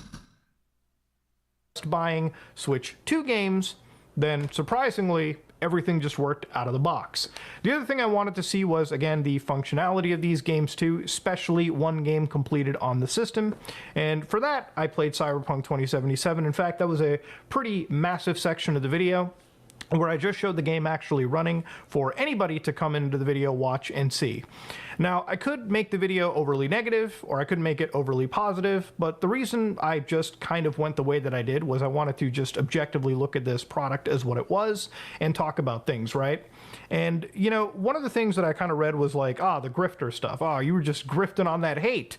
Well, if I was grifting on the hate and I released that, video, I would probably be overly negative, or I would try to spread some level of misinformation to garner more viewership on hating the device or loving the device. But in reality, I just wanted to cover things from an objective perspective. I wanted to show that there were some games, Cyberpunk 2077, which worked out of the box day one. All right, Now, that's there are- about enough, There is honestly. Because again, like I said, he starts to loop back and forth on just like apologizing. Yeah. But the reason why did he buy it? He wanted to test the capabilities of it, like a guy that's a nerd, that's into computers and consoles and shit is gonna want to do. And it's just like, I don't care if he buys it. Just like, stop groveling. If I did what he does as my content instead of just reporting on news or just gaming, I would have bought a Switch 2 just to report on it and what it does. Mm-hmm. That's content. That's stuff you can do with it. There's no Right. problem with that. Yeah. So I just don't. I don't get it. I really don't get why he's just like having to apologize, because he shouldn't have to apologize, because this is like a Well, he doesn't man. have to. He's so internet brainwashed. He's so audience captured that he thinks he's doing the right thing here, which is, in my opinion, is objectively incorrect. But I feel like this video is the definition of audience capture. I agree. No, I yeah. 100% agree. I mean, like, again, like, this is the third or fourth time that he's come out and apologized like this. He did it with Nux. He did it when he said he would stop talking about politics, and now he's doing it again with this. And it's just like, motherfucker, you are one of the most popular YouTubers in the world. People will watch you. Stop apologizing, because you don't need to. Yep. Anyway, it was alright with both of you. I want to go through the super chats since You are quite all right. we need to tonight. Really quickly, Words of Paradise, thank you for the 5 gifted memberships again. Very much appreciated. Happy to do it. If anybody got a membership tonight, make sure you say thank you. Excuse me. Devastator 2000 for 2 Canadian. The Switch 2 is disappointing, to be honest. Yeah, again, I'm just not that interested in it right now. Like I told Temp, I am planning on, if I do buy games for it, I will just buy them and then tell him to find a port for it so that I can play it on the Steam Deck. I'm still working on that. Yeah, you are still working on that. I hope Yeah. to have that set up before you arrive in a couple weeks. Well, the plan is I'm gonna bring my Steam Deck and hopefully we can get those ROMs on there so that I can just play Wind Waker HD on the Steam Deck. Yeah. Nice. Because it's just like, I decided when the Steam Deck 2 came out, or not, the Switch 2 came out, I was just like, there's no justifiable reason for me to buy it. Like, Mario Kart is cool, but I stopped playing Mario Kart a long time ago because a lot of my friends really don't care to play it, and it just stopped being that fun for me. And the ones that do are overly competitive. Yeah, a lot of the friends that I played it with kind of made it unfun for me. I haven't gotten like down on Mario Kart games since Mario Kart Wii. I think like I played 8 a little bit, and it just felt, I don't know how to explain it, but like it physically felt different than 64, Double Dash, Wii, the whole 9. And I just didn't get into it. Double Dash is my favorite one. That's the one that I started on. It's a good one. Double Dash is my favorite as well. No, I Some of my favorite Mario maps. Kart. You have a good reason too. The same friend that Occo was talking about, I just can't stand Mario Kart. It's too competitive. I get angry just playing it. Yeah. Don't ever play Smash Bros. Oh, that friend also ruined Smash Bros for both of us too. God damn, bro! I won't lie. I'm a tournament player when it comes to Smash Bros. I'm a hardcore Smash Bros. Player. However, I can delineate between mentality of being in a tournament and mentality of sitting on the couch with your fucking buddies and just chilling and drinking and playing. Oh, that's good. No, yeah. Our friend This didn't. friend was always on the case of you have to play every day or you're not going to be up to our standard. Bitch, please. Pretty much. They're not a friend anymore. But Wolfsbane for 2, Xbox Butter just for the Fratanga memes. Bro, fuck Fratanga, however you say his name. I hate that bitch. He and I have gone fucking rounds on X. That dude is an absolute fucking queer. So here's what's crazy about him. I had never tweeted him before, but I basically, like, when the first Grums video came out, I was like, dude, this video makes me like Grums more. And he's just like, oh, you're just a Grums dick rider. And I was like, where the fuck did you come from? I've never said your name before. So The thing is, I've streamed with Grums multiple times. I don't like Grums. I've said that to him. Like he and I, and here's why I don't like Grums, mind you. I've streamed with Grums multiple times. He says shit I agree with, says shit I disagree with, like most people. You know, buffet that shit. Sometimes you take a little of this, take a little of that. And I made videos criticizing him. He was supposed to be coming on my show. It's about, I don't know, 6 or so months ago. He's supposed to come on my show. We had all set up, had all ironed out, everything. The day before he comes on, I made a criticism video. Again, nothing personal. I made plenty of videos, but shit he says I agree with him. Dude fucking ghosts me the day of my show because I assume, because he's fucking butthurt about the video I made. Now, he and I are in the same fucking group chat with several other people. He goes out of his way to not respond to me. Anybody else in the group chat is fine with, but not me. He's like, motherfucker, are you so fucking butthurt that I disagree with something you said? No, fuck you, dude. That's dumb. All I want is this man to finish his fucking game so that people can stop making videos about it because I'm bored of it. Then he can go back to doing stuff on Twitter. I don't care. But he needs to finish. Mind you, I was following Grums on Twitter back in like 2017 or 2015, right before he got banned. And he was consistent back then, too. He was saying the same shit now he was saying back then. I will give him credit for his consistency, but the dude is, in my opinion, he's lost it. He's lost the plot. And I think he makes those of us that were there for OG Gamergate, that do sort of quote-unquote anti-woke content for gaming, the whole 9. I think he makes us look bad because he's so quick to try and be the first to cover something that he never fact-checks shit. He's gotten so much wrong the last year or so. I think it's a net negative for the Gamergate movement. No, I do think that he is used as a reason for people to point and say your movement sucks, and it's just like, yeah, I agree. Yeah, If he was around, if Mudahar was still around, like now, Mudahar would leave probably because of him. Let's see here. Mercenary for 5. Unlike Mudahar, I didn't get the Switch 2. Won't. Waiting for the OLED at best, but the Switch 2 is the same as the Virtual Boy and Wii U. It's a bleak 4 Switch. It is bleak 4. Yes, it is bleak for Switch. I imagine. I'm going to be a little more optimistic because it also happened with the 3DS. Mm-hmm. The 3DS had a horrible launch, and then Nintendo turned it around. Admittedly, that was during Iwata. GameCube also had a horrible launch. To be fair, GameCube was technically a failure when you look at it, but like people romanticize the GameCube and look back on it fondly. The Switch 2, look, PS3 also had a horrible launch. PS5 is still horrible 5 years later, in my opinion. Like, the Switch 2 might have a bad launch, but to compare it to the Virtual Boy, a system that only got like 18 games in its entire life cycle, or even to compare it to the Wii U, which did have some fucking bangers, the problem with the Wii U was marketing. I think that's a bit disingenuous. No, absolutely. Like, well, that's why I want to see where the Switch 2 is like a year or two from now when we have more games. Yeah. Because we know the FromSoft game is coming out next year. We don't know what Nintendo has planned for the end of this year. Besides maybe Metroid. And maybe I'll change my mind on them. Maybe. Metroid Prime 4 look fucking... Oh, yeah. I'm playing it day one. I'm excited game for it. That might get me to buy a Switch 2, mind you. I say I'm waiting for the next Zelda or Mario, but bro, new Metroid Prime could be the game that makes you get a Switch 2. I mean, well, it's coming out on Switch 1. I will play it on Switch 1, and then I might upgrade it when I get a Switch 2 eventually. I'm really excited for that new FromSoft game that's going to be on the Switch 2, but I don't know if I'll wait. I know that Lumi was thinking about buying a Switch 2 specifically just for that game. It depends. I've heard some of our friends in our circle be like, I don't know if I want to play it because it sounds like it's going to be like an extraction shooter like FromSoft game. Really? But I haven't seen any evidence of that. Like, oh my god, it's PvP. Every FromSoft game has had a level of PvP to a degree or online capabilities. Mm-hmm. I need to see more before I judge it. Because people judged Night Rain when that was coming out. And now that it's out, people are loving it. So interesting. Fair enough. I want to see more. Yeah, I do too. I do too. Magma for 5. I'm okay with FromSoft experimental. Me too. Typically they don't do terribly. Magma for 5. I'm shooting myself in the foot with buying the Xbox Ally Xbox Ally X on release due to the devs saying it can run on all platforms and launchers, i.e. Steam and Xbox. Is it not able to?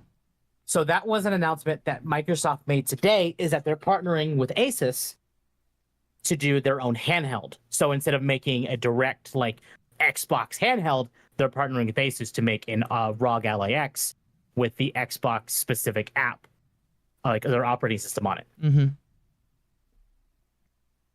So that's what they're talking about. Oh shit. So we don't know quite about what's going on there because it's not out yet. Mr. Mudahar goes live in 20 minutes. Oh my gosh. I didn't know he was planning to stream today. People just have to catch up on it. Yeah. No, I didn't. That's crazy. Okay. Well, I guess I know who I'm rating after I'm done with the stream tonight. Wolfsbane for 2. I'll probably buy the ROG Ally X over the Switch 2. And then the follow-up for 2 where he corrects the Ally over the Switch 2. I have not seen anything about the ROG Ally besides what you and I have talked about briefly. I'll be back in just a moment, by the way. I'm sorry. No, you're totally good. You're good. Is the ROG Ally actually good? The Ally X is. The Ally is it's all right. It's But the X is definitely a more comparable system to like the Steam Deck. Mm-hmm. The difference is the Steam Deck is a price to performance machine.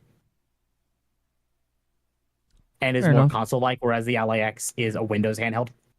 Yeah, it's like got more performance, but it is expensive. Yeah, it's like $800 for Yeah. it. Let's see here. Wolfsbane for 2. Sonic Racing Crossroads more than Mario Kart World. Yeah. That's smart. That I have not seen a lot of that Sonic game, but Well, I'll bring up the trailer for it. The trailers that they showed was like They showed SpongeBob, they showed Patrick, they showed the TMNT, they showed Alex and Steve from Minecraft, they showed off Hatsune Miku, Joker from Persona 5. I forget the character from you about to say Yasuke? Oh god,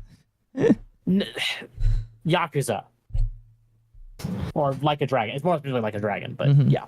Sorry, I've been drinking a lot tonight. I had to go to the bathroom. No, you're good. But I did not know that Joker from Persona was gonna be in. I was already gonna get Sonic Crossworlds anyway, but knowing that Joker's gonna be in it, that's pretty. Yeah. fucking So nice. there's gonna be DLC for it that you have to pay for, and then there's gonna be a select bunch of free racers that they're just gonna give you in updates over time. Okay. And Joker is among the free racers, probably because they're all Sega related. So expect to see Sega related free racers down the road. Fair enough. If there's not a cart that is based on Morgana's bus, cat bus, I'm gonna be so upset. Yeah. That would be pretty good. I'm just saying, like, at least give us a color scheme. That would be, yes, I agree. All right, let me bounce through a few more of these, and then we'll continue. Mercenary again for 2. Mark my words, this time next year, game industry gone. No, I don't think so. No, I don't think it will be gone. I just think that it is still going to continue downsizing. I don't think it will ever be gone. It just needs a reset. It needs a reboot. Now that I agree with, and that's probably coming, but not this time next year. That's too hard, too fast. The gaming industry is the largest entertainment industry in the world. It dwarfs Hollywood. It dwarfs books. It dwarfs comics. Like financially, the gaming industry is the largest money-making entertainment industry in the world. Shit like that doesn't just fall off in a year. Yeah. No. I mean, like, again, there's definitely going to be more layoffs, 110%, but I don't think that they're just going to fall apart. Even if, like, the big 3 fall apart, you're still going to have a bunch of indie games, and Steam is going to be around forever, so... Well, and Nintendo's not falling apart. Even if the Switch 2 is an abject failure, I was reading this article that broke down Nintendo's cash reserves. If Nintendo stopped making a game, or stopped making anything, games, hardware, the whole nine, today, they have enough money that it would take almost 300 years for them to go bankrupt. Really? Yes. That is how much cash reserves Nintendo has. So I don't know. I think Microsoft going the way of the dinosaur pretty soon. They're going to go full Sega. They're going to become publisher only. Sony maybe not long behind them. Nintendo is not going anywhere. I'm not sure about Sony, but Microsoft, I agree. Okay. We'll do through a few more. Mercenary again for 2. Physical media or nothing, make it law. You're not going to see that either. I'm sorry. No, you're not going to see that. Companies are too interested. That one? Read one more time. Physical media or nothing, make it law. Yeah, that's not going to happen. If that was the case, I wish Steam would be gone. I wish. But yeah, Steam would unfortunately be caught in the crossfires of that. And we will end off on this one. Mercenary again for 2. What did Game Freak do to Pokemon again? Well, I don't think they did anything to Pokemon. I think they're doing something completely different right now. Yes, they are. Here, we'll move on and get back to Super Chats later. Thank you, chat, so much for your support tonight. It's very much appreciated. So, Tim, what is this? What are we looking at? So, this is a game called Beast of Reincarnation. This was shown off today during the Xbox Showcase. Publisher Fictions and developer Game Freak have announced Beast of Reincarnation, their new post-apocalyptic adventure game originally teased as Project Bloom. Beast of Reincarnation is in development for PC and Xbox and PS5 for next year. So no Nintendo? No Nintendo. Now, what do you know about Game Freak, Akko? Did they make Pokemon? They're the Pokemon makers. They're like the part owners. You've seen how bad Pokemon has been the last, I don't know, I'm gonna go 10 years. I played the last All right, mainline Pokemon less games. Than 10 years, I disagree with you.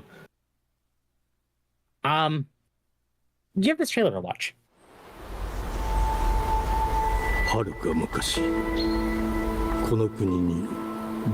Do you already see a difference? I mean, not particularly. I see an increase in quality, I guess. Do you though? I mean, compared to like Scarlet and Violet and Legends. Yeah, but I mean, the Scarlet and Violet, Pokemon's got very. We'll pause because I want to. Pokemon has a very distinctly child-friendly art style. We would need to actually see gameplay, draw distance, whether it's got stable online connectivity. I don't think better graphics is indicative of better quality. No, I agree there. But I like you want to see like how Mario is or how Zelda is, like Breath of the Wild, Tears of the Kingdom, or even Xenoblade. I don't know what Dark Magic Monolith does there with those games, but you expect to see that kind of same level of quality out of at least Pokemon. And yeah, Game Freak has got shit. They are 100% dragging Nintendo down in terms of quality. I completely agree, but I don't. based on what we've seen in the first 15 seconds of this, I see good graphics. But to me, I don't think we've seen anything to speculate that it's going to be better or worse quality yet. Overall. No, I agree with what I agree with you there. Did they show gameplay? They do. Oh, good. 輪廻の獣は汚れを吐き、あらゆる生物を蝕んだ。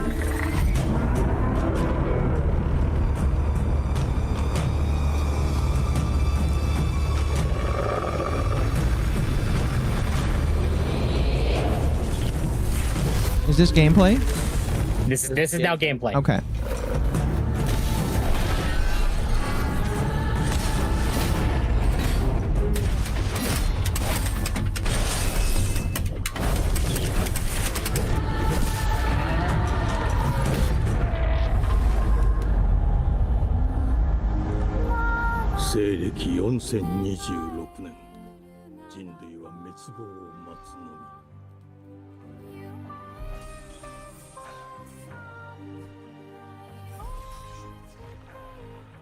It looks very pretty.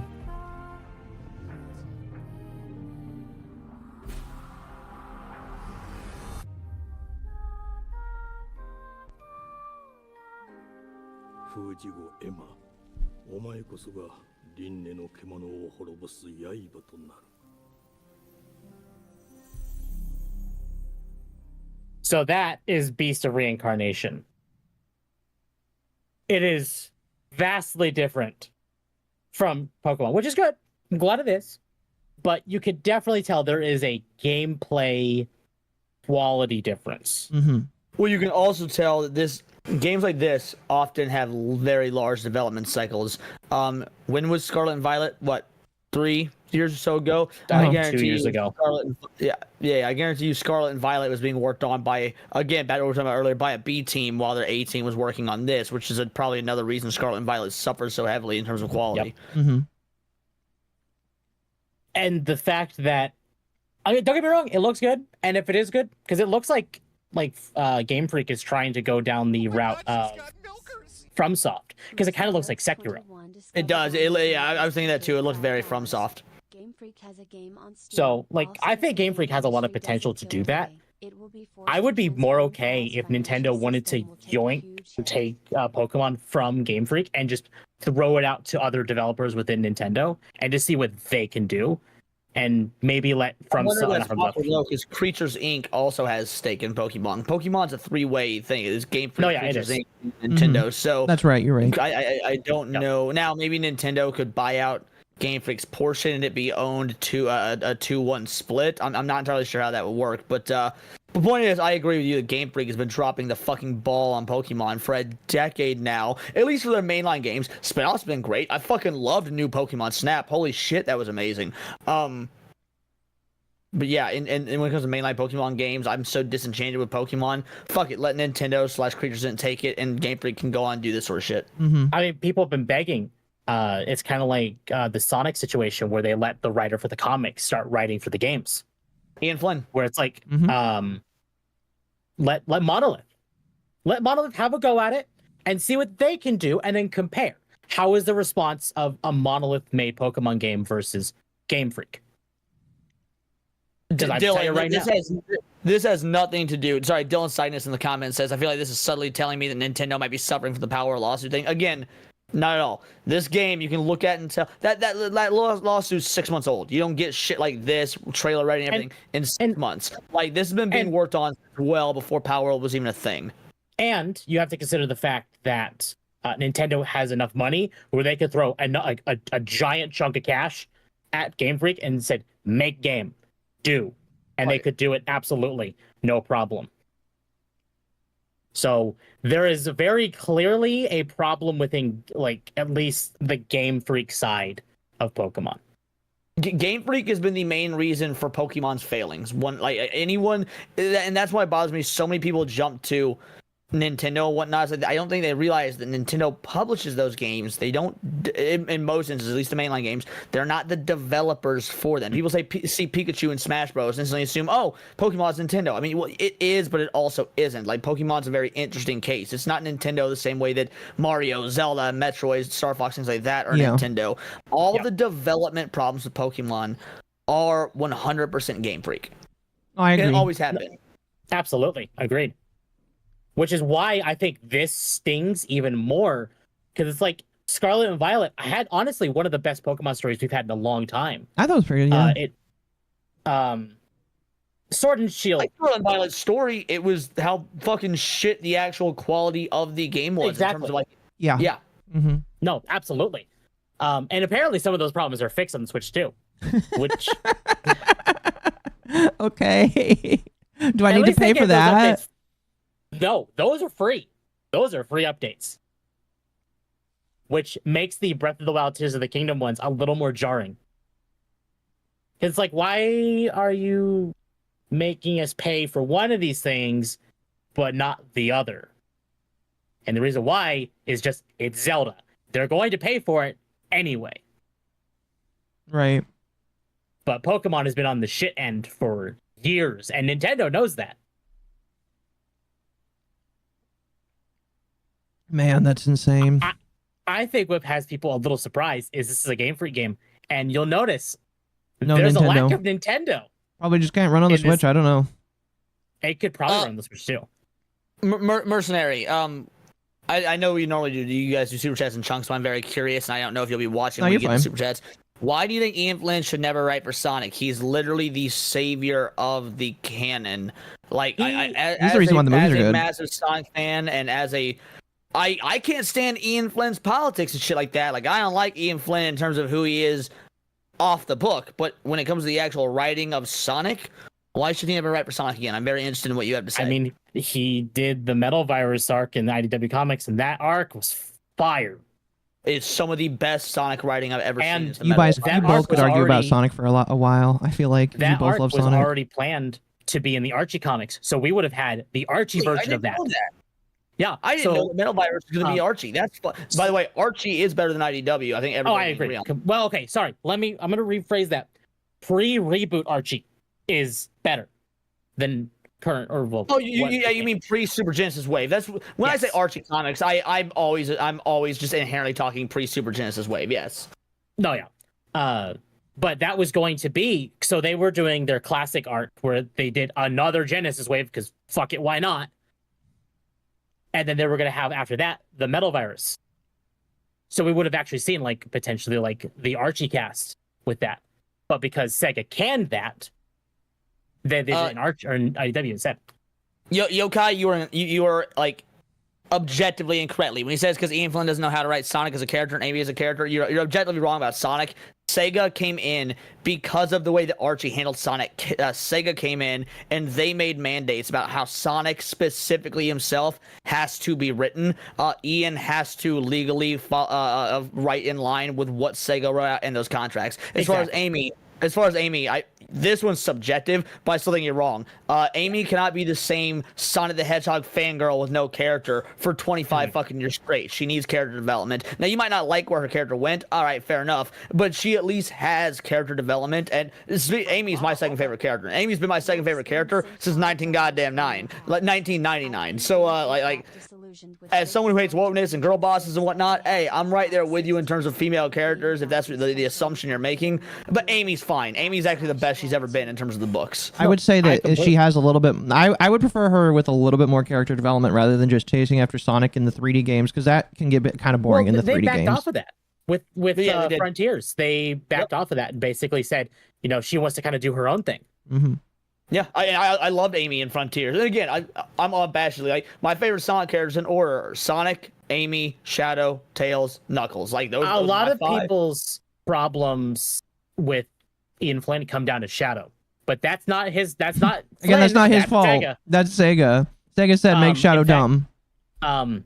No, they said make Shadow Vegeta. Whatever. They made him not deep. Most people don't know that. Shadow was never okay. I shouldn't say never because actually Shadow was directly inspired by Vegeta, but then he started going a different route, and Shadow was getting really interesting. And then I do agree there's problems with how Shadow's being handled in the comics. But by the way, just because Ian is the head writer does not mean there are not other writers. Yeah. And now when you're the boss, shit rolls downhill. You're gonna get blamed for stuff that's not you. Look, Shadow and Metal Sonic, people have issues with them. I get why, but like, there's so much more to Ian Flynn and to the Sonic comics and stuff like that than just each individual character. We're talking about a whole world, a whole universe of various characters, stories that have been going since 1991, if you count the inception of the games.